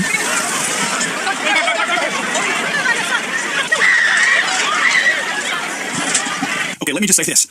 There's a lot of people out there that have come on to me, even though we're using math, to lay out a lot of the facts of this that, again, the government won't share with us. Most of our stuff is math-based, science-based. We're looking at triangulation. There's various things that we've incorporated to try to nail it down. Whenever they say that, and then they say, oh, look, he ducked back behind there. Oh, look, he came back out. If we're going to add any real value to this blurry blob that we can't make out, because you cannot tell what that is. It could be a cow up there for all we know. We don't know what that dark spot is. The fact that it is moving doesn't concern me, because if you look at the rest of that water tower, the entire surface is bubbling and moving. So if you're going to tell me that when you see a dark blob moving, that's a person, then what do you call the light-colored blob that's moving that I know isn't moving? I know this water tower is not moving to the far left over there. Again, that's the low resolution of the video, and of course the heat heating things up and causing issues with the picture itself. So you can't have it both ways. Either the entire globe of that water tower is deforming right before our eyes and changing shape right before our eyes, and that might be a person moving around over there to the right that's dark, or that's just a heat signature and that's just a low resolution making everything warp, and we're not really sure what's on top of that water tower. So I'm certainly not sitting here telling you that that's a person on a water tower. I will get back to the water tower in a minute, and maybe that there is somebody on the water tower. Personally, I don't think that's who the person is. If they're smoking down the audio of these shots, and I want to point something out real quick. The video yesterday, Did you say something? I said it's a video artifact. Yeah. So this was a good job of his sound analysis. I don't remember what else I wanted to point to. Oh yeah, he was pointing to distances. So he has he's referencing somebody else's audio analysis of the shots, and they're analyzing the audio analysis from shot, and then because the bullets are traveling faster than the speed of sound. So the bullet, when it breaks the sound barrier, so you have a gap, and you can estimate the distance of where the bullets were fired from what distance. And this is the part that he does that I also found pretty interesting. Let's go here. 3.6 seconds apart, or that's almost twice the time gap between the snap and the report. So that means that the bullet that made this snap, which is the same bullet as the bullet that made this report, is much farther away than the first 3 rounds and round number 4 and number 5. Just ballpark, if we were just take a rough guess, if it's about twice the time distance, you might suppose it's a little bit less than twice the actual ground distance. So maybe that's 800 feet or give or take. We'll actually do the math and we'll get the right number on that, but it's not 400 feet. That's the 6th round. So already he has pointed out a second distance, not a second gun. He's not talking about type of gun or anything like that. He's not telling you what the guy shot. He's telling you where they shot from, which is kind of what we want to know, right? I mean, we do want to know caliber and all that too. They're hiding all the spent casings and all that kind of stuff from us. But at least if we know the distances, this is not something that the government can hide from us. Now we're starting to realize that some of this stuff simply doesn't add up. If there was only one shooter, as the government mentions, and the only other person who pulled the trigger that day, according to the federal government, was the counter sniper team that fired one shot, and in this string of shooting that we're looking at now, he's not fired a shot yet. So his time hasn't come. This is all, everything we're looking at here is all supposed to be crooks. The one shooter, as the government calls him, has fired all of these shots up to now, right? So keep that in mind. So just to recap, we're at a point where the first 5 shots were approximately 400 to 450 feet away, based on algebra, math, right? The 6th shot was 0.36 seconds between the break of the sound barrier and the crack of the gun, or the report of the gun. That's roughly 800 feet. There's no way that that 6th shot was fired on top of the same roof that Crooks was on. That roof is not big enough. He could have gone to the opposite end of it and not gotten 400 feet away. Now, why does that matter? And why did I not say emphatically that there wasn't anybody on that water tower? You know why? Because I pulled numbers on the water tower and how far it was from that microphone that we got that audio from right in front of Trump. Using Google Earth, which anybody out there can go do this themselves and pull these numbers up and get this exact same number yourself, that's the water tower over to the right. It's pointing directly at that yellow line ends right in front of Trump. That distance is 245 meters, which comes out to 803 feet. Didn't we just get through saying that the distance of that 6th shot was 800 feet? And the water tower is 803 feet. Now, granted, the water tower is higher. This does not take into account that elevated area, so I don't know the additional feet going up that angle to the top of the water tower, but certainly from the base of the water tower to the microphone in front of Trump, it's 803 feet. My point is, there could have been somebody at the water tower. I just can't confirm that that black blob on top of it that's moving all over the place and deforming itself was an actual person. But I certainly am not sitting here telling you there was nobody on the water tower somewhere. What you're going to hear in this group is Bullet 7 arriving, the rifle report of the shot of number 6, and then the rifle report of the shot of Bullet 7. Listen to this. What if we measure this distance then between the incoming snap of this round and the boom of this rifle? And I did go ahead and do the algebra on that one. And let me tell you the assumptions I made. I made the assumption of muzzle velocity at an average of 3,000 feet per second. And the reason I chose that instead of 2,500 feet per second is because, well, you know, I'm an accomplished long-range shooter. And if I were taking that shot, I would use a much larger caliber, ideally something like 300 Win Mag. I would have used a small grain bullet in a 300 Win Mag cartridge. A bullet on the order of like 178 grains, something like that, which is a pretty small bullet for the large amount of gunpowder charge in the cartridge. And the reason that you would do that is to get much higher velocity, to give you a flatter trajectory, and also a lot less of flight time, which means your round is less susceptible to wind. And anyway, with that assumption at 3,000 feet per second, then that distance comes out to, if I did the math right, 1,386 feet, not yards, but feet. So let's just round that to 1,400 feet away. So that's crazy. That's not the sniper shot yet, guys. This entire string of shots that we just talked about up to now still don't include the sniper shot. So now we have an additional shot in addition to the 2 places already. Remember, one's 400 feet away, one's 800 feet away. Now we're 1,400 feet away with another shot that's not the counter sniper team. That raises a lot of questions for me, because that's a tremendous distance away from everything else that we've been looking at. And heck, the water tower was far away, if you ask me, as far as the proximity of where these shots are likely to have come from. Now we're talking about 1,400 feet away.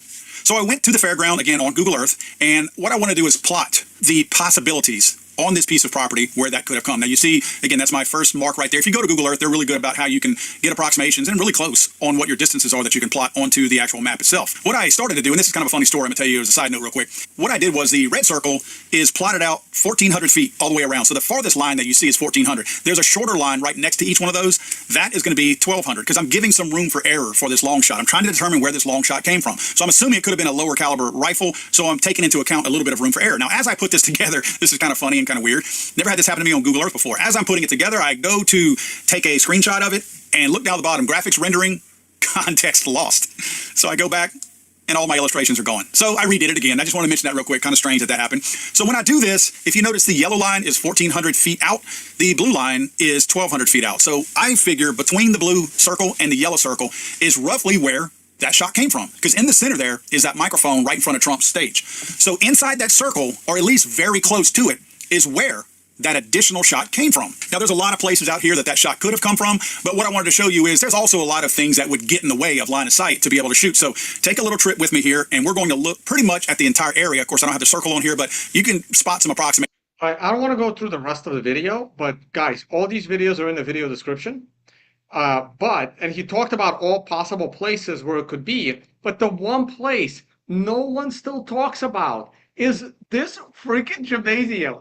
I literally heard it, and it's, look at the distance. I did it here, 500 yards, and if I put it in feet, it's 1,500 feet right here from the roof, right? So yes, it's 100 feet more, but 100 feet is not that much, right? I mean, it's a margin of error here. And if you're standing right here on the corner, clean line of sight. It's insane. No one still has mentioned this building. So not even after analyzing the possibilities. Sorry to interrupt you, Tom. After I think it was with your video with Gary, or one of the videos where you were talking about the Butler Gymnasium. As a joke, I typed in the comments that it's been confirmed that the guy who owns the Butler Gymnastics club is BlackRock. So I said that as a joke, but then I went to just out of curiosity's sake, I actually found who the owner was of that gym, and I went to his LinkedIn page, but I couldn't see any of his contact. What I was hoping for is to go to his LinkedIn page and find some connection to BlackRock, so I could jump on Twitter and say, "Aha, BlackRock is has connections to that gym," just like kind of as a conspiracy theory joke. Right. Tuki says the Butler Gymnasium was reported on Redacted. Yes, that's where that's the only place that's mentioned, the Butler Gymnasium. I haven't seen it from any other analyst. I would love for the Butler Gymnasium to be debunked as a possible shooting place. I would love. Trees are in the way. I know you said it's a clear line of sight, but it does look like there's some trees in the way, so it may not have as good of a vantage point as it looks. Well, again, this is why I would love for someone to debunk it. The way I drew this line, I mean, yes, it looks like the trees are in the way. If the shot is coming from this window, if that's a window, which Redacted implied, but looks if the shot is right, but if the shot is coming from the top of this side of the roof, because remember, everything here is closed, and someone said, "Oh, there is an ice cream shop right here," and they would have heard a shot. It's possible if the ice cream shop is open, considering there is a Trump rally going on, who knows? If the gymnasium is closed, maybe the ice cream shop was not open, because who's going to go there if everything is shut down on the weekend here, right? So we don't know if the ice cream shop was or wasn't open. I haven't looked it up. I don't know their hours of operation. And yes, it's possible someone here heard the shot, and they haven't been able to get their story out, right? That's also possible. I'm not an investigative journalist. If I was an investigative journalist, I probably would have gone and tried to interview people who were at the ice cream shop that day if it was open, right? But in any case, I want to see this theory debunked, because no one has talked about it other than Redacted as a possibility, okay? I mean, I'm not saying that's where the shot came from, but I'm saying it's possible, and I would love to get a counter argument, right? So this guy just made a counter argument against the water tower and also an argument for the water tower. And now people can make up their own mind. That's kind of what I want to see someone that can do this better than me explain. Anyway, let's get back to the water tower is maybe a good vantage point if you have the correct leverage, right, like on the railing. However, it's terrible for escape route. So whoever shot from there wasn't, if they did shoot from there. Patrick, you need to get a better mic, man. You can't be on this kind of headphone. Like it's breaking in and out. It's like at least buy a new one. Like your audio was like I understand my audio sucks, but at least I'm trying to use $300 microphones. I just don't know how to use them properly. Yeah. But you gotta get something better than you have to hold in your hand on a little wire. I'm sorry, man. I was going to talk to you about that, but yeah, I'll get a better mic. Yeah, just like freaking anything. Like because every time you fudge with the wire, the wires cross and then you cut it in out. I'll drop it. Maybe that's better. Yeah, I mean, like if you just speak louder and don't fuck with it, it'll be much better. Sure. No, I literally bought like a really nice microphone, and it works. You can't turn your head. You also can't turn your head. Like you got to be still. Like the moment you start talking and turn your head, like the sound goes out. Yeah, I bought a nice microphone, but it worked for 1 week and then it stopped working. Oh Jesus. Yeah. All right. He did other videos. Jesus Christ, how long is this video going to be? So we just played this and this. I have to play other videos from him, and you'll know the reason why. I think he just put out another one 1 hour ago. So this is why it's so hard to keep all of this going. I'm not. Let me just check if this video is useful. To come. In other words, security had already visited it, mapped it all out and everything. Just days away at this point, we saw what appears to be an advanced... Okay, here we go. So I actually disagree with this. Oh, no, not this. Sorry. Oh, this is good. This we have to discuss. Ground stuff still in place from before the shooting. The point here is that drone flights are already policed by the FAA, right? On top of that, this was a secure site. This was an identified site. Some say has actually changed plans at the last minute, which is really suspect that they relocated it to this location at the very last minute. But the point, again, is that a drone was allowed to fly overhead over this site that had already been tagged as a site where Trump was going to come. In other words, security had already visited it, mapped it all out and everything. Just days away at this point, we saw what appears to be an advanced team for the rally, and judging from their license plates, possibly Secret Service members scoping this likely location. We say likely because even the exact spot of the stage isn't made public. Then this kid flies this drone overhead. In fact, they're saying that not only was it days before, but they think that it was hours before Trump took the stage that they actually flew this drone. I say they because I don't know who flew the drone that they're saying Crooks did. Now, to add to the absurdity, on a Twitter post or an X post where they reported that the gunman flew a drone overhead this site, Donald Trump Jr. just reported, just to underscore how crazy this all is, I was once prevented flying my own drone off the beach at Mar-a-Lago by United States Secret Service because my father was inside the house. Now we have one literally scouting his speech. Sounds awful suspect to me. I mean, that wouldn't draw any red flags, right? Secret Service has been to the site, gone to the site, supposedly secured the site, looked it over, mapped the site out, decided shot and was a member of, confirmed member of, there we go, either trying out or on the team.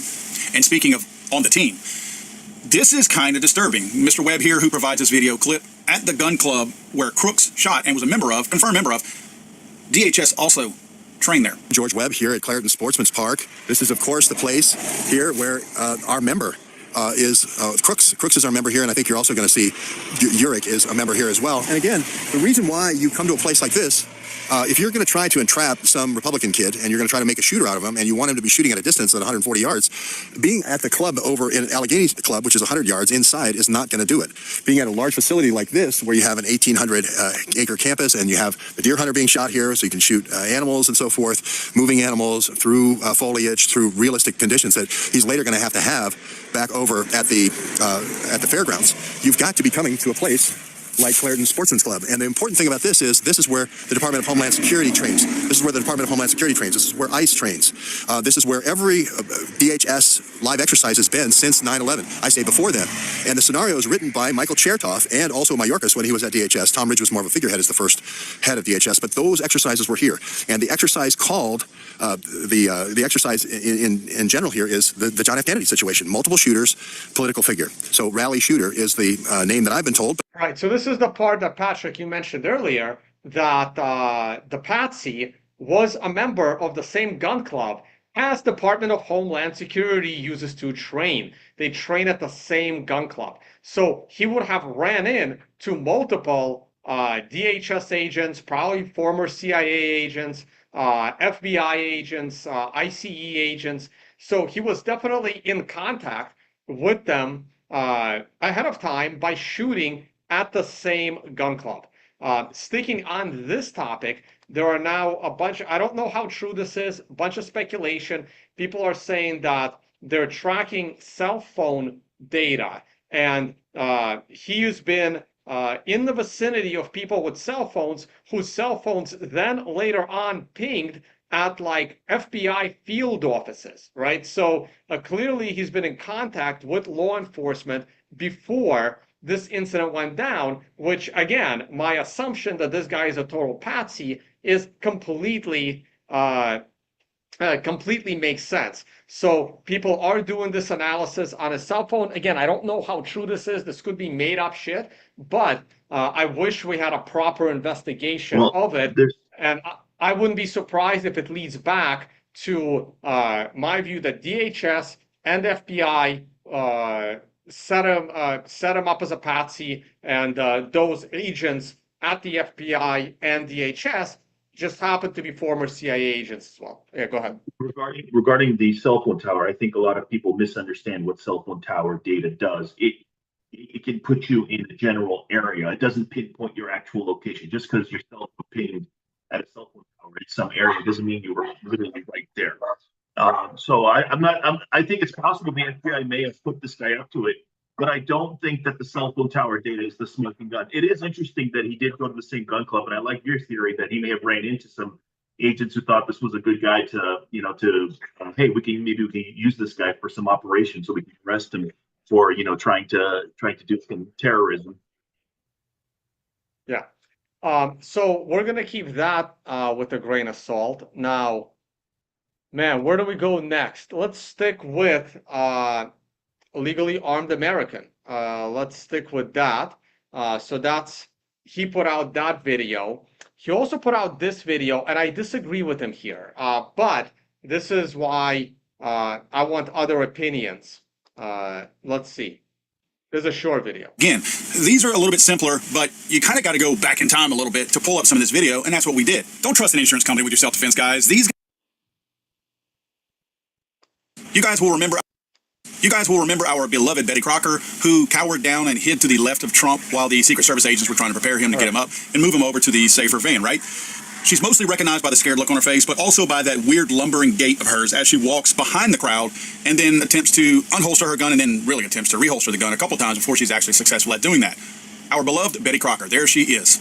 You guys may or may not notice on a video I played yesterday that the girl in the gray shirt and the tan pants looks like the point person in this video giving direction, and that is our beloved Betty Crocker. I disagree with that. Let's play a little bit more of this, and then I'll explain why I disagree with this.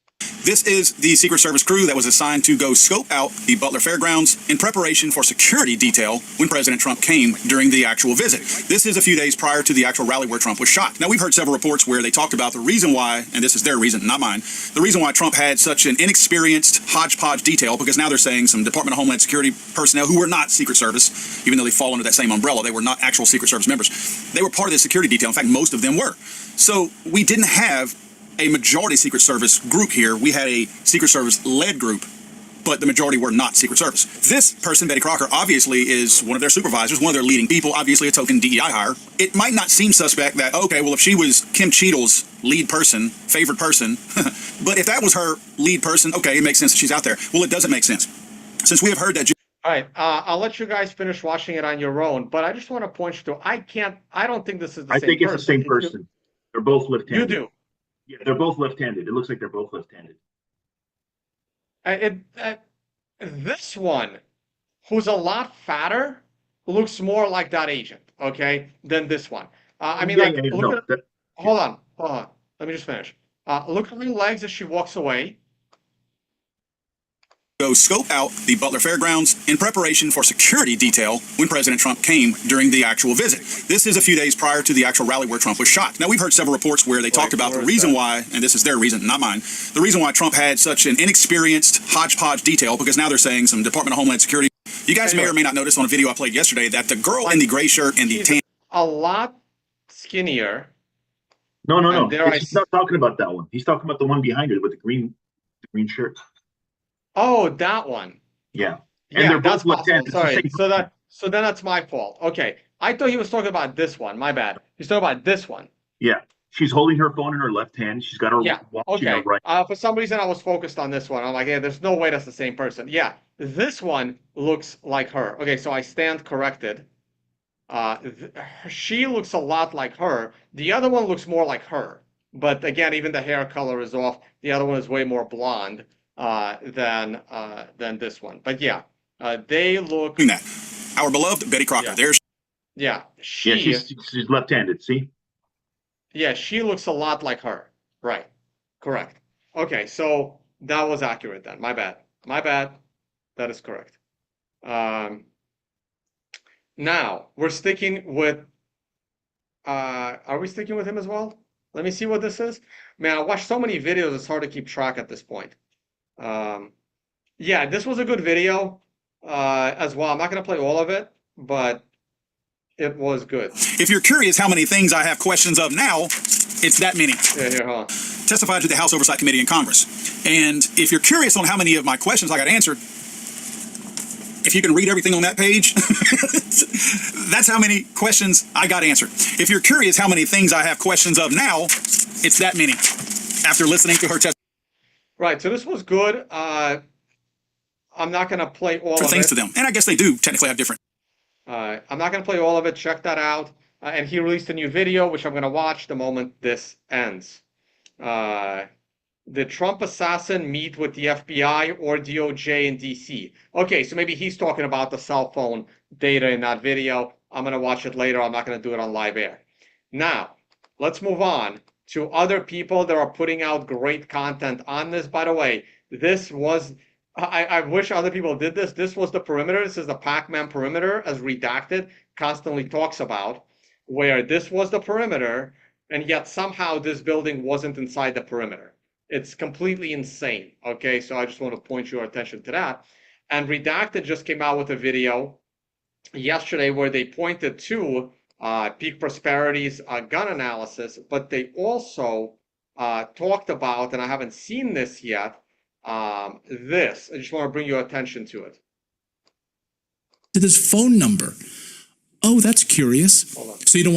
What the hell is happening? Senator Ron Johnson told Maria Bartiromo that he has learned that right after Thomas Matthew Crooks was shot and killed, a guy in a gray suit just climbed up the ladder and on the roof where Crooks was dead, laying there dead, and started asking the local law enforcement to send photos of Crooks's body to him. Like, here's a cell phone number. I want you to send these photos to me right now. The man didn't identify himself, and it's very curious that he didn't have a cell phone on him, right? Who in this day and age goes to a Trump rally wearing a suit and you don't have a cell phone on you? So he couldn't take photos himself. He said, just take the photos and then send them to this phone number. Oh, that's curious. So you don't want us tracking cell phone data. I guess that's the point, right? We don't want to track you. So you're here by yourself without a cell phone on you. Very, very curious. Law enforcement then acquiesced. They sent photos. I've seen these photos. We're not going to show them to you. Crooks with a hole through his forehead. When the man was contacted, he said he was an ATF agent, but now he's gone totally dark. He's silent. We can't find him. Senator Ron Johnson explained these new details on Maria Bartiromo's show. Watch. The local officers went up to that roof and started taking pictures of the dead body, of the shooter's body. So suddenly a guy in a gray suit walks up the ladder and goes up to the roof. And this guy in the gray suit, who didn't appear to have credentials, everybody assumed he was the Secret Service. So he tells one of the local law enforcement, send those pictures to this cell phone. And he gives him a number. And everybody assumed, well, that must be Secret Service. It turns out it wasn't Secret Service. Some guy in a suit walks up the ladder. They believe he's Secret Service. I'm not sure they gave credentials, but that's part of, again, Maria, this is so preliminary. I'm issuing this. I'm providing this information in much more detailed time. Okay, so that's another thing. And by the way, I just went to Google. This already happened. Like, there is no more crime scene, right? This is the other problem. There are influencers walking around like here. This is from a few days ago. There's literally people just strolling around under rooftops all around the area. The crime scene has been dismantled a long time ago already. Okay, like did they even find all the cases?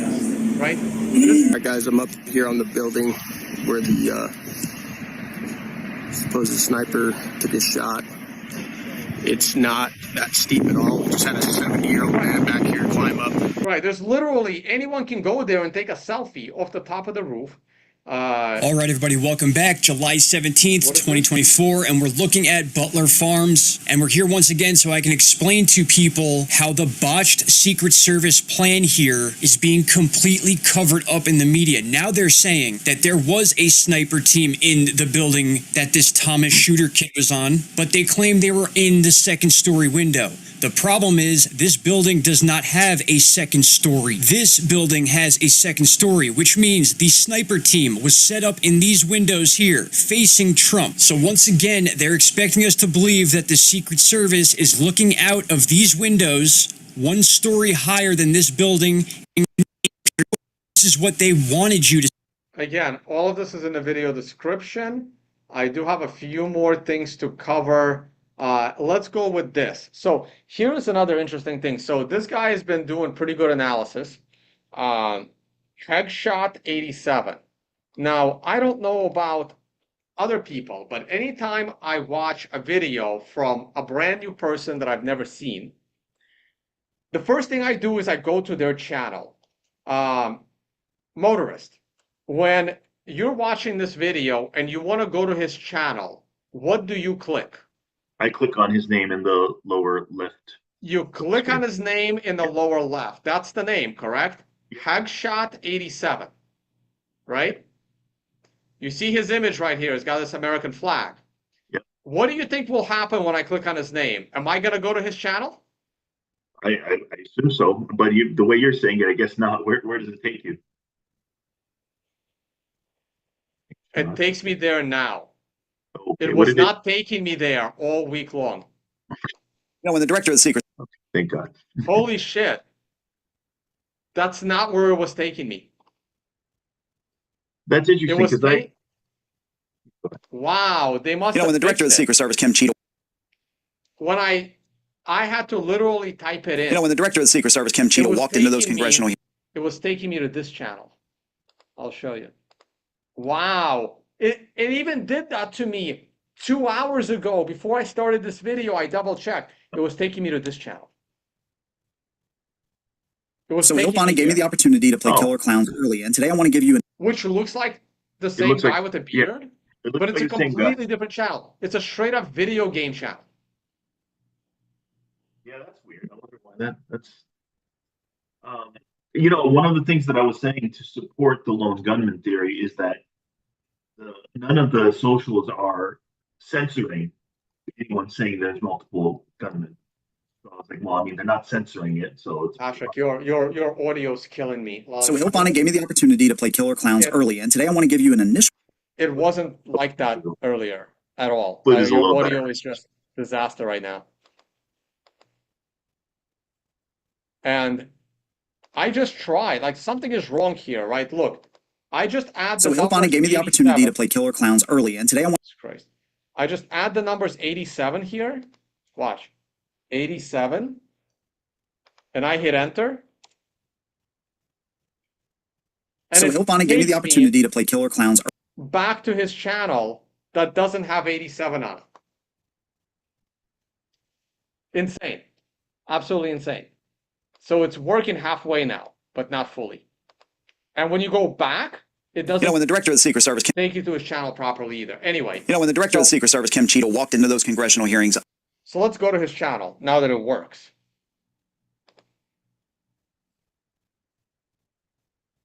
Now that his channel works, I had his videos before, and he put this one out 2 days ago. He put...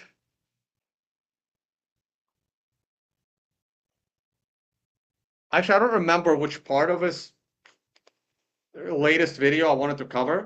Under subpoena, by the way, I thought, man, we're going to get some answers, some facts, and she's going to be able to put some of these conspiracies to rest. But I think she did quite the opposite by fueling some more conspiracies. And today I'm going to tell you some of the craziest takeaways from this almost 5-hour hearing. But I'm also going to tell you the biggest takeaway from this entire thing. It may or may not be what you're thinking. And I'd love to hear your thoughts after the video. If you like what I do, consider subscribing. Let's go and get into it. Now, the first thing I want to talk about is the gun control that some of the left...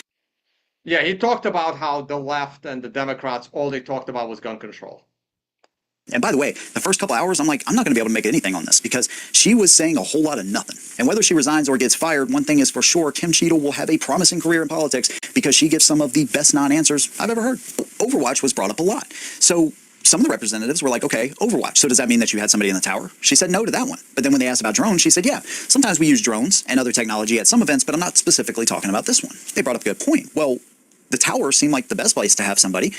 If not, the AGR building was probably the second best. Even the 20-year-old kid knew that. That's why he picked that building, and he was flying a drone. Why weren't you?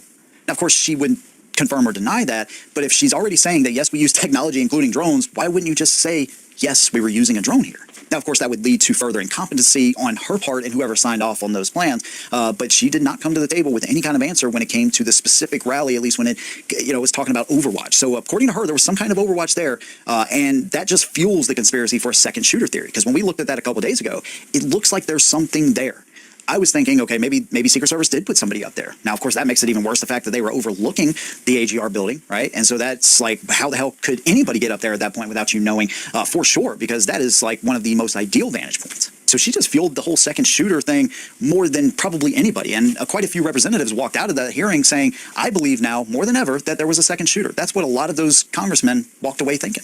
And I don't blame them, especially when you're getting a whole lot of non-answers. They asked her how that building was not a part of the security perimeter. She mentioned Overwatch. And then some of them grilled her. From potential perjury charges that were brought up by Anna Luna out of Pinellas County in Florida for apparently lying about the fact that she had some conversations with law enforcement and said that that suspicious person was never brought up on their radar.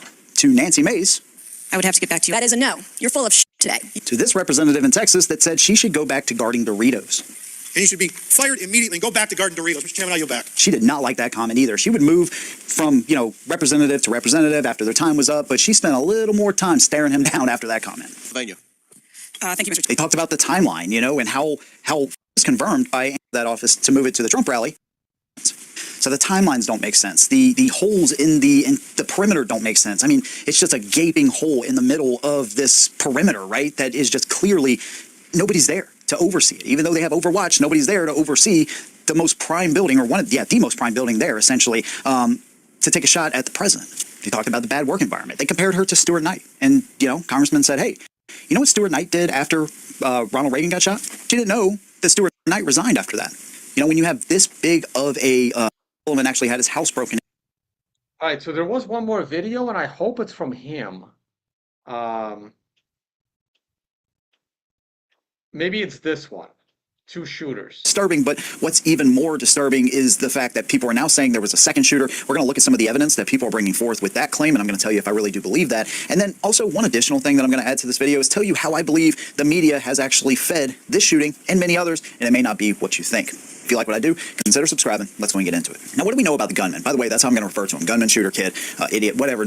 Everything but his name, and nor am I going to show his face because, well, I'll tell you why here in a minute. But the first thing that's really troubling is that we know he flew a drone 2 hours. And it's not in this video where he... All right, guys, I know I've watched so much information, it's hard to compile it all into a single thing. Maybe it was legally armed American, because let's back up before I finish up. I think I showed everything I wanted to show except discussing one last thing. The last thing I want to discuss is this. I'm going to delete this line. Just want to point out that that gymnasium is within range of the 1,400 feet shot that took place. I actually don't know how to delete this line. How do you delete this line? There it is. Okay. So I'm less sure of what I think happened that day. I am starting to question Crooks firing any shots, the Patsy firing any shots. The first 3 shots very possibly could have come from one of these 2 windows. Okay, there were teams in here sniper teams. This has been confirmed by law enforcement, that there was law enforcement inside the second story of the building, but this building has no, they're treating this as one building sometimes and different buildings other times. Each one of these has a different number on it. I think this is building 6. I think this is building 5, but don't hold me to that, okay? Now, there was law enforcement here. There was another video that talked about how eyewitnesses did see a law enforcement sniper with an arm sleeve tattoo. And then there are pictures of a sniper with an arm sleeve tattoo standing over the patsy after he was eliminated, okay? Now, if there was also in the videos that I have down in the video description, it does make sense that if they were in this window, it's possible they do not see the patsy. But if they are in these windows, it's absolutely impossible for them not to see the patsy. They have to have seen him, okay? Is it possible that the shot that hit Trump's ear came from inside this building? Absolutely possible. Is the line, the shooting line, better from this window or that window? I have no idea, okay? That is something a professional analyst or a forensic analyst would need to analyze the flight of the path.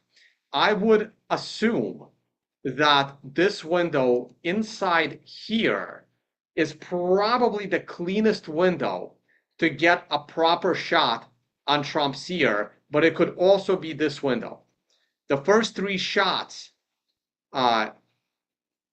possibly coming from here. I now think it's unlikely that the patsy fired off the following 5 shots, unless those 5 shots, and in the video that we also looked at yesterday, it might have been 6 shots, and it might not have come from the same weapon. It might have been 2 people firing almost an identical weapon at pretty much the same time. So it sounds like there were 5 or 6 shots fired from the same weapon. But that 6th shot, based on other analysis, is being analyzed that it was shot from 150 feet, from 400 feet away, from 800 feet away, not from 400 feet away. This is approximately 400 feet away. So is this. Analysis shows that the 6th shot, or the 8th shot, the 6th shot of the rapid fire, which would be the 9th shot overall, would have come from a further distance, double the distance. It's also possible that one of these guys is the one that shot the patsy. The reason why I believe that, let me back up here. There were 2 sniper teams. Like one of these videos that I have in the video description talks about how stupid it was to put 2 sniper teams here and here. It would have made so much more sense to put 1 sniper team on either of these roofs and another sniper team on top of this roof, which is the highest roof. They would have had the whole perimeter covered with overwatch, other than on top of the tower, which would have had overwatch on them, okay? And neither of these sniper teams are the ones that eliminated the patsy. And the reason I don't believe that either of these sniper teams eliminated the patsy is because the gun that they were using, that was the 300, I already forgot the full name of it. I forgot, yeah, I'm not a gun guy, okay? Because from other videos that I saw that fired the weapon that we know the patsy had and the weapon that we know the snipers had, this weapon would not have put a hole through his head. This weapon would have blown his head off, okay? But that's not what we saw in the pictures. What we saw in the pictures is a weapon going through his head. His head was still attached. You can still see his head. If he was shot with the weapon that these guys had, he would have had no head at all, okay? That is what makes me question. And we have no answers to any of these questions. Like I wish we had answers to most of these questions. Okay, but we don't. So I have no idea how many shooters there were. I have no idea where they were fired from. All I know is there's no way in hell that the patsy was the guy that nicked Trump. It's possible that he hit the bystanders. It's not possible that he fired off those shots that quickly, unless his AR was modified to be an automatic, which I'm not even sure is possible, or not. I believe it is possible though. And the other thing I want to say is, how in the world do we have pictures? These pictures, I don't remember how old they are, but they're old. July 16, 3 days after the incident, the assassination attempt, there was a fucking FBI guy with a fireman's hose washing away the evidence. How in the world is this possible? I don't know. Patrick, I don't know if your mic's like working, but feel free to comment. Sure. So I'm reasonably certain. I'm reasonably certain it was a lone gunman. However, I will entertain the possibility that he was somehow put up to it. And if it was the FBI that put him up to it, or somebody in the deep state that put him up to it, we're probably not going to find out about that. And when I say put him up to it, I don't mean they sent him to go. They wanted him to kill the president. What I mean is they wanted him to go and plot to do something so that they could catch him and arrest him. Because that's what the FBI does. They find a bunch of idiots. They get them to go do something, and then they arrest them just before they hit it. But sometimes they may lose track of some of these guys, and I think this may have been something like that. So hopefully you could have you heard me. All right, Patrick, you gotta go back on mute. Like, yeah, I understood you, but it was a struggle. Like, sorry, man, we gotta get another mic. Okay. So, is it possible that they collected all the evidence in 3 days to then wash everything away? If the FBI was competent, yes, but no. There's no way they would have gotten all the evidence in 3 days. As I said in my prior videos, I've seen roped off crime scenes where people didn't even get killed, and those crime scenes were roped off for a hell of a lot longer than 3 days. This is ridiculous. Absolutely ridiculous that within a few days, there was a guy on a roof washing everything away.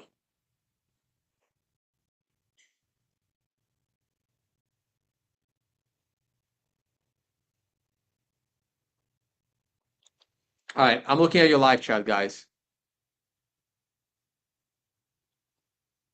I've also did hear reports that it was the guys in the second floor that shot the patsy. I think that is actually more likely that he got shot by someone other than this sniper team. Unless the sniper team, because all the pictures we see is the north sniper team. We know that's not the team that shot him. They're claiming that it was the south side sniper team that shot him. However, we don't have a lot of pictures of their weapons. Not as much. It's possible, because remember, there were 2 snipers on each of the roofs. So it's possible that the guy that took the shot did not take the shot with the weapon that would have blown his head off. It's possible that he had a smaller caliber bullet that would have only put a hole through his head instead of blowing his whole head off.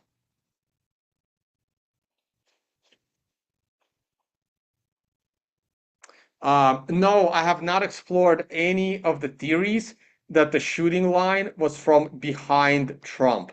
That I have not looked into at all. And I'm pretty confident that the shot came from this building, I'm pretty confident the shot would have come from here. Or until someone debunks it, the shots came from the gymnasium, from someone on top of this gymnasium, because I do think there is a clear line of sight right here. Until someone debunks it, I'm going to leave that possibility completely open. Okay. Again, Bitcoin is dropping. Someone is pointing it out to me. Bitcoin is dropping. There's so much uncertainty now that this is potentially why. I mean, yesterday we had a lot more certainty than today. We had, a person testifying that was supposed to give us answers. We didn't have this Biden controversy. We didn't have this Kamala controversy. We had so much more clarity yesterday. Today, all of that is out the window. We are back to having 3 times more questions on everything today than we did yesterday early morning. Okay.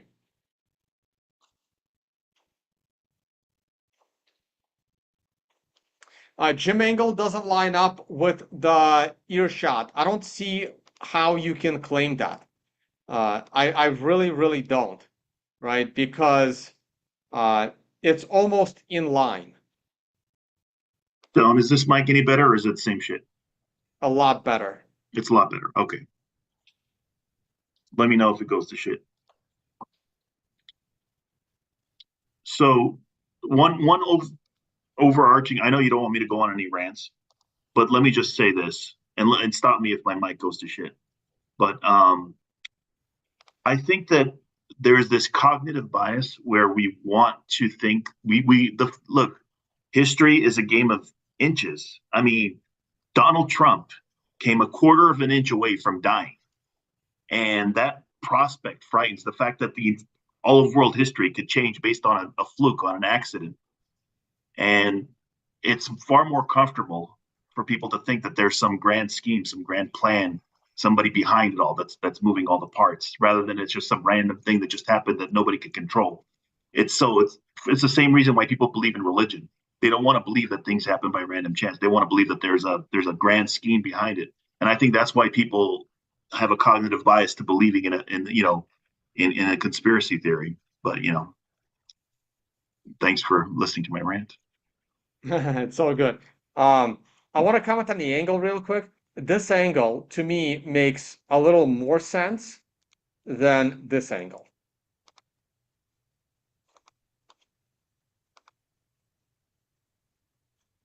Sorry, which angle? I think that angle makes more sense. The most likely angle is probably from the second floor window.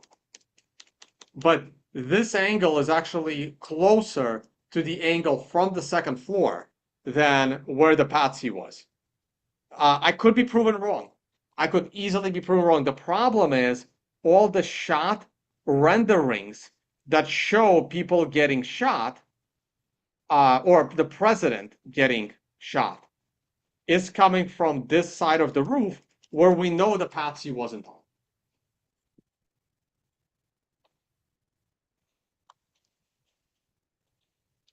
All right.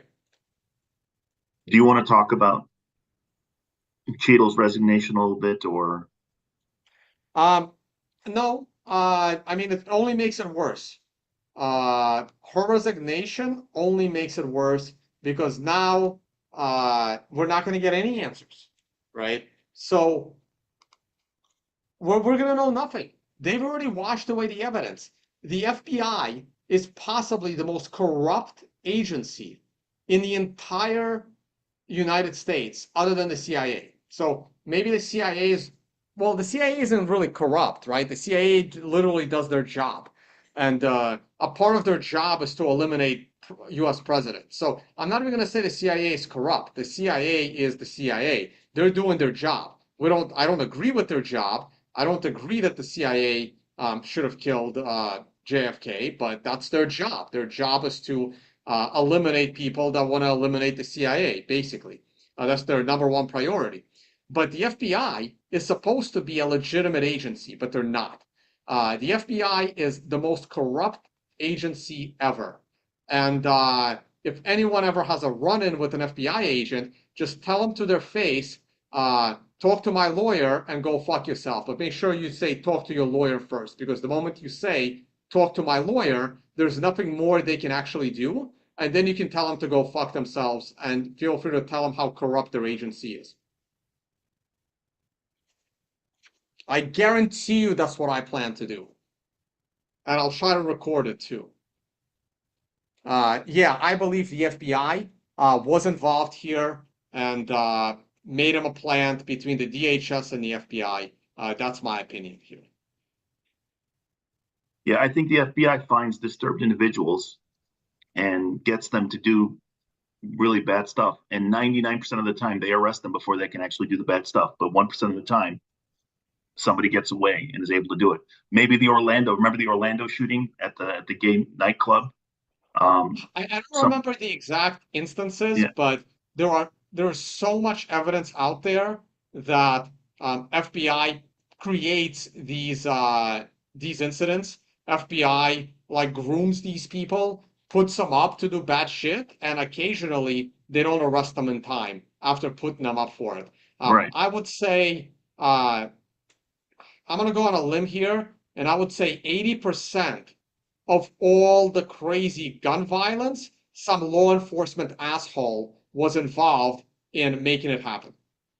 Right. A lot of times they'll arrest some young kid for some drug crime, and then what they'll do is, instead of just letting them go, they'll say, "Oh, you have to be an informant for us," and they get that young kid killed because he has to go inform on some bigger crime boss. All sorts of shit like that happens because of the cops.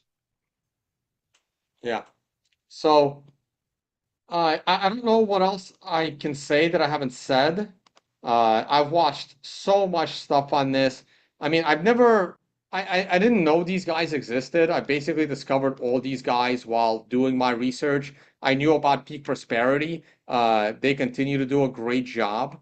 But these guys, like Legally Armed American and this Jeff guy, I didn't know these YouTube channels existed. Task and Purpose with 1 million followers. I didn't know this channel existed. I really am liking Legally Armed America, his videos, and I'm really liking Hegshot87 videos. So I recommend you check these out. They had other really good stuff I didn't have queued up because it would have been just too much to queue up. All these videos are in the video description, and I need to watch this video. It's supposed to be pretty good. It's on Rumble, and I have not seen this yet. I started, but it's like, hey folks, welcome to the Dark Horse Podcast. Like my videos, so hopefully I have time. All right, guys, this video has gone on way longer than it should have. Sorry about the audio issues, but yeah, it's hard. Like, I don't have the production quality to do what these guys do. Yes, I can analyze the information really well, but I don't have the production ability to present it to you guys in the proper way. And I'm shadow banned, which means I have no motivation to increase my production quality. The reason why I'm shadow banned is not because of my shitty production quality. So me spending all my time and money and resources creating a higher production quality will not lead to me getting more viewers because of my shadow bans. If I had no shadow bans, I would have a lot more motivation to increase my production quality to get more followers. But I'm not going to get more followers. This is it. This is it. It's you guys. This is also why I'm not going to Nashville. This is also why I've only been to one conference this entire year other than my own, but I haven't had any this year. I've been to one conference this year, BitBlock Boom, because I'm friends with Gary. There's a small chance I'll be at Pacific Bitcoin. There is zero return on investment of me showing up at a conference. Most people show up at a conference to get a return on investment. It's an investment to go to a conference. It's a time investment. It's a financial investment. What are you getting in return for that investment? If you're an attendee of a conference, you get to meet people. You can meet someone you always wanted to see in person. You can maybe see Trump, right? That's a return on investment. You can, meet Michael Saylor. You can meet someone you really respect or someone you watch. You can potentially meet me, right? You could meet someone else and start a business with them. Now, my return on investment used to be public speaking to get more followers of my work, to potentially, purchase something or sign up for something through one of my links, meeting other Bitcoiners would create return on investment, right? Like, but I already know them, right? Like I've met Jimmy Song, I've met Giacomo Zucco, right? So I have zero return on investment of showing up in Nashville. Absolutely, it's a negative return on investment. I would get nothing out of it. I would only spend time and money. And but the networking doesn't benefit me at this point, right? The networking would benefit other people networking with me. I will not get a chance to really network with people above me, and most people above me, I can get a hold of them without spending time and money at a conference where their attention is spread across 1 million people. Okay, so this is going to be the last unconfiscatable in Las Vegas because I'm losing significant return on investment even at my own events. The crowd it's a great crowd, but the events lose me money. So I can only keep them going for so long. It's so a great value for the attendees, though. It's an incredible value for the attendees, but it's a terrible value for me because I lose money putting them on. So this will be the last unconfiscatable in Las Vegas. I'm making it official. Unconfiscatable brand will stay alive in one form or another. But in Las Vegas, this is it. I will try to bring the unconfiscatable poker tournament to other events, and that would create potential return on investment if the conference pays for the venue, and if the conference pays for the venue and the conference pays for the advertising of the poker tournament so we can get 50 to 100 people, that lowers my expense of putting on the poker tournament. And if that poker tournament is in a country with no gambling laws, we can charge a fee to play in that tournament, and suddenly I don't lose money on it anymore, or we get a sponsor. And then I have a great time playing a poker tournament, and then I have a reason to go to another conference. But my return on investment on conferences is completely gone.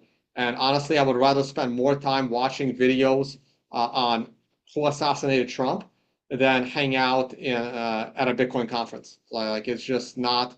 It's not as interesting to me as it was 10 years ago when I started.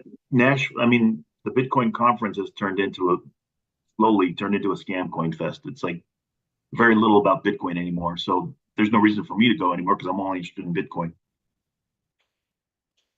Yeah. And most of the people that are watching me right now have gone to Unconfiscatable. And I know you guys have an incredible time, so hopefully you'll be back.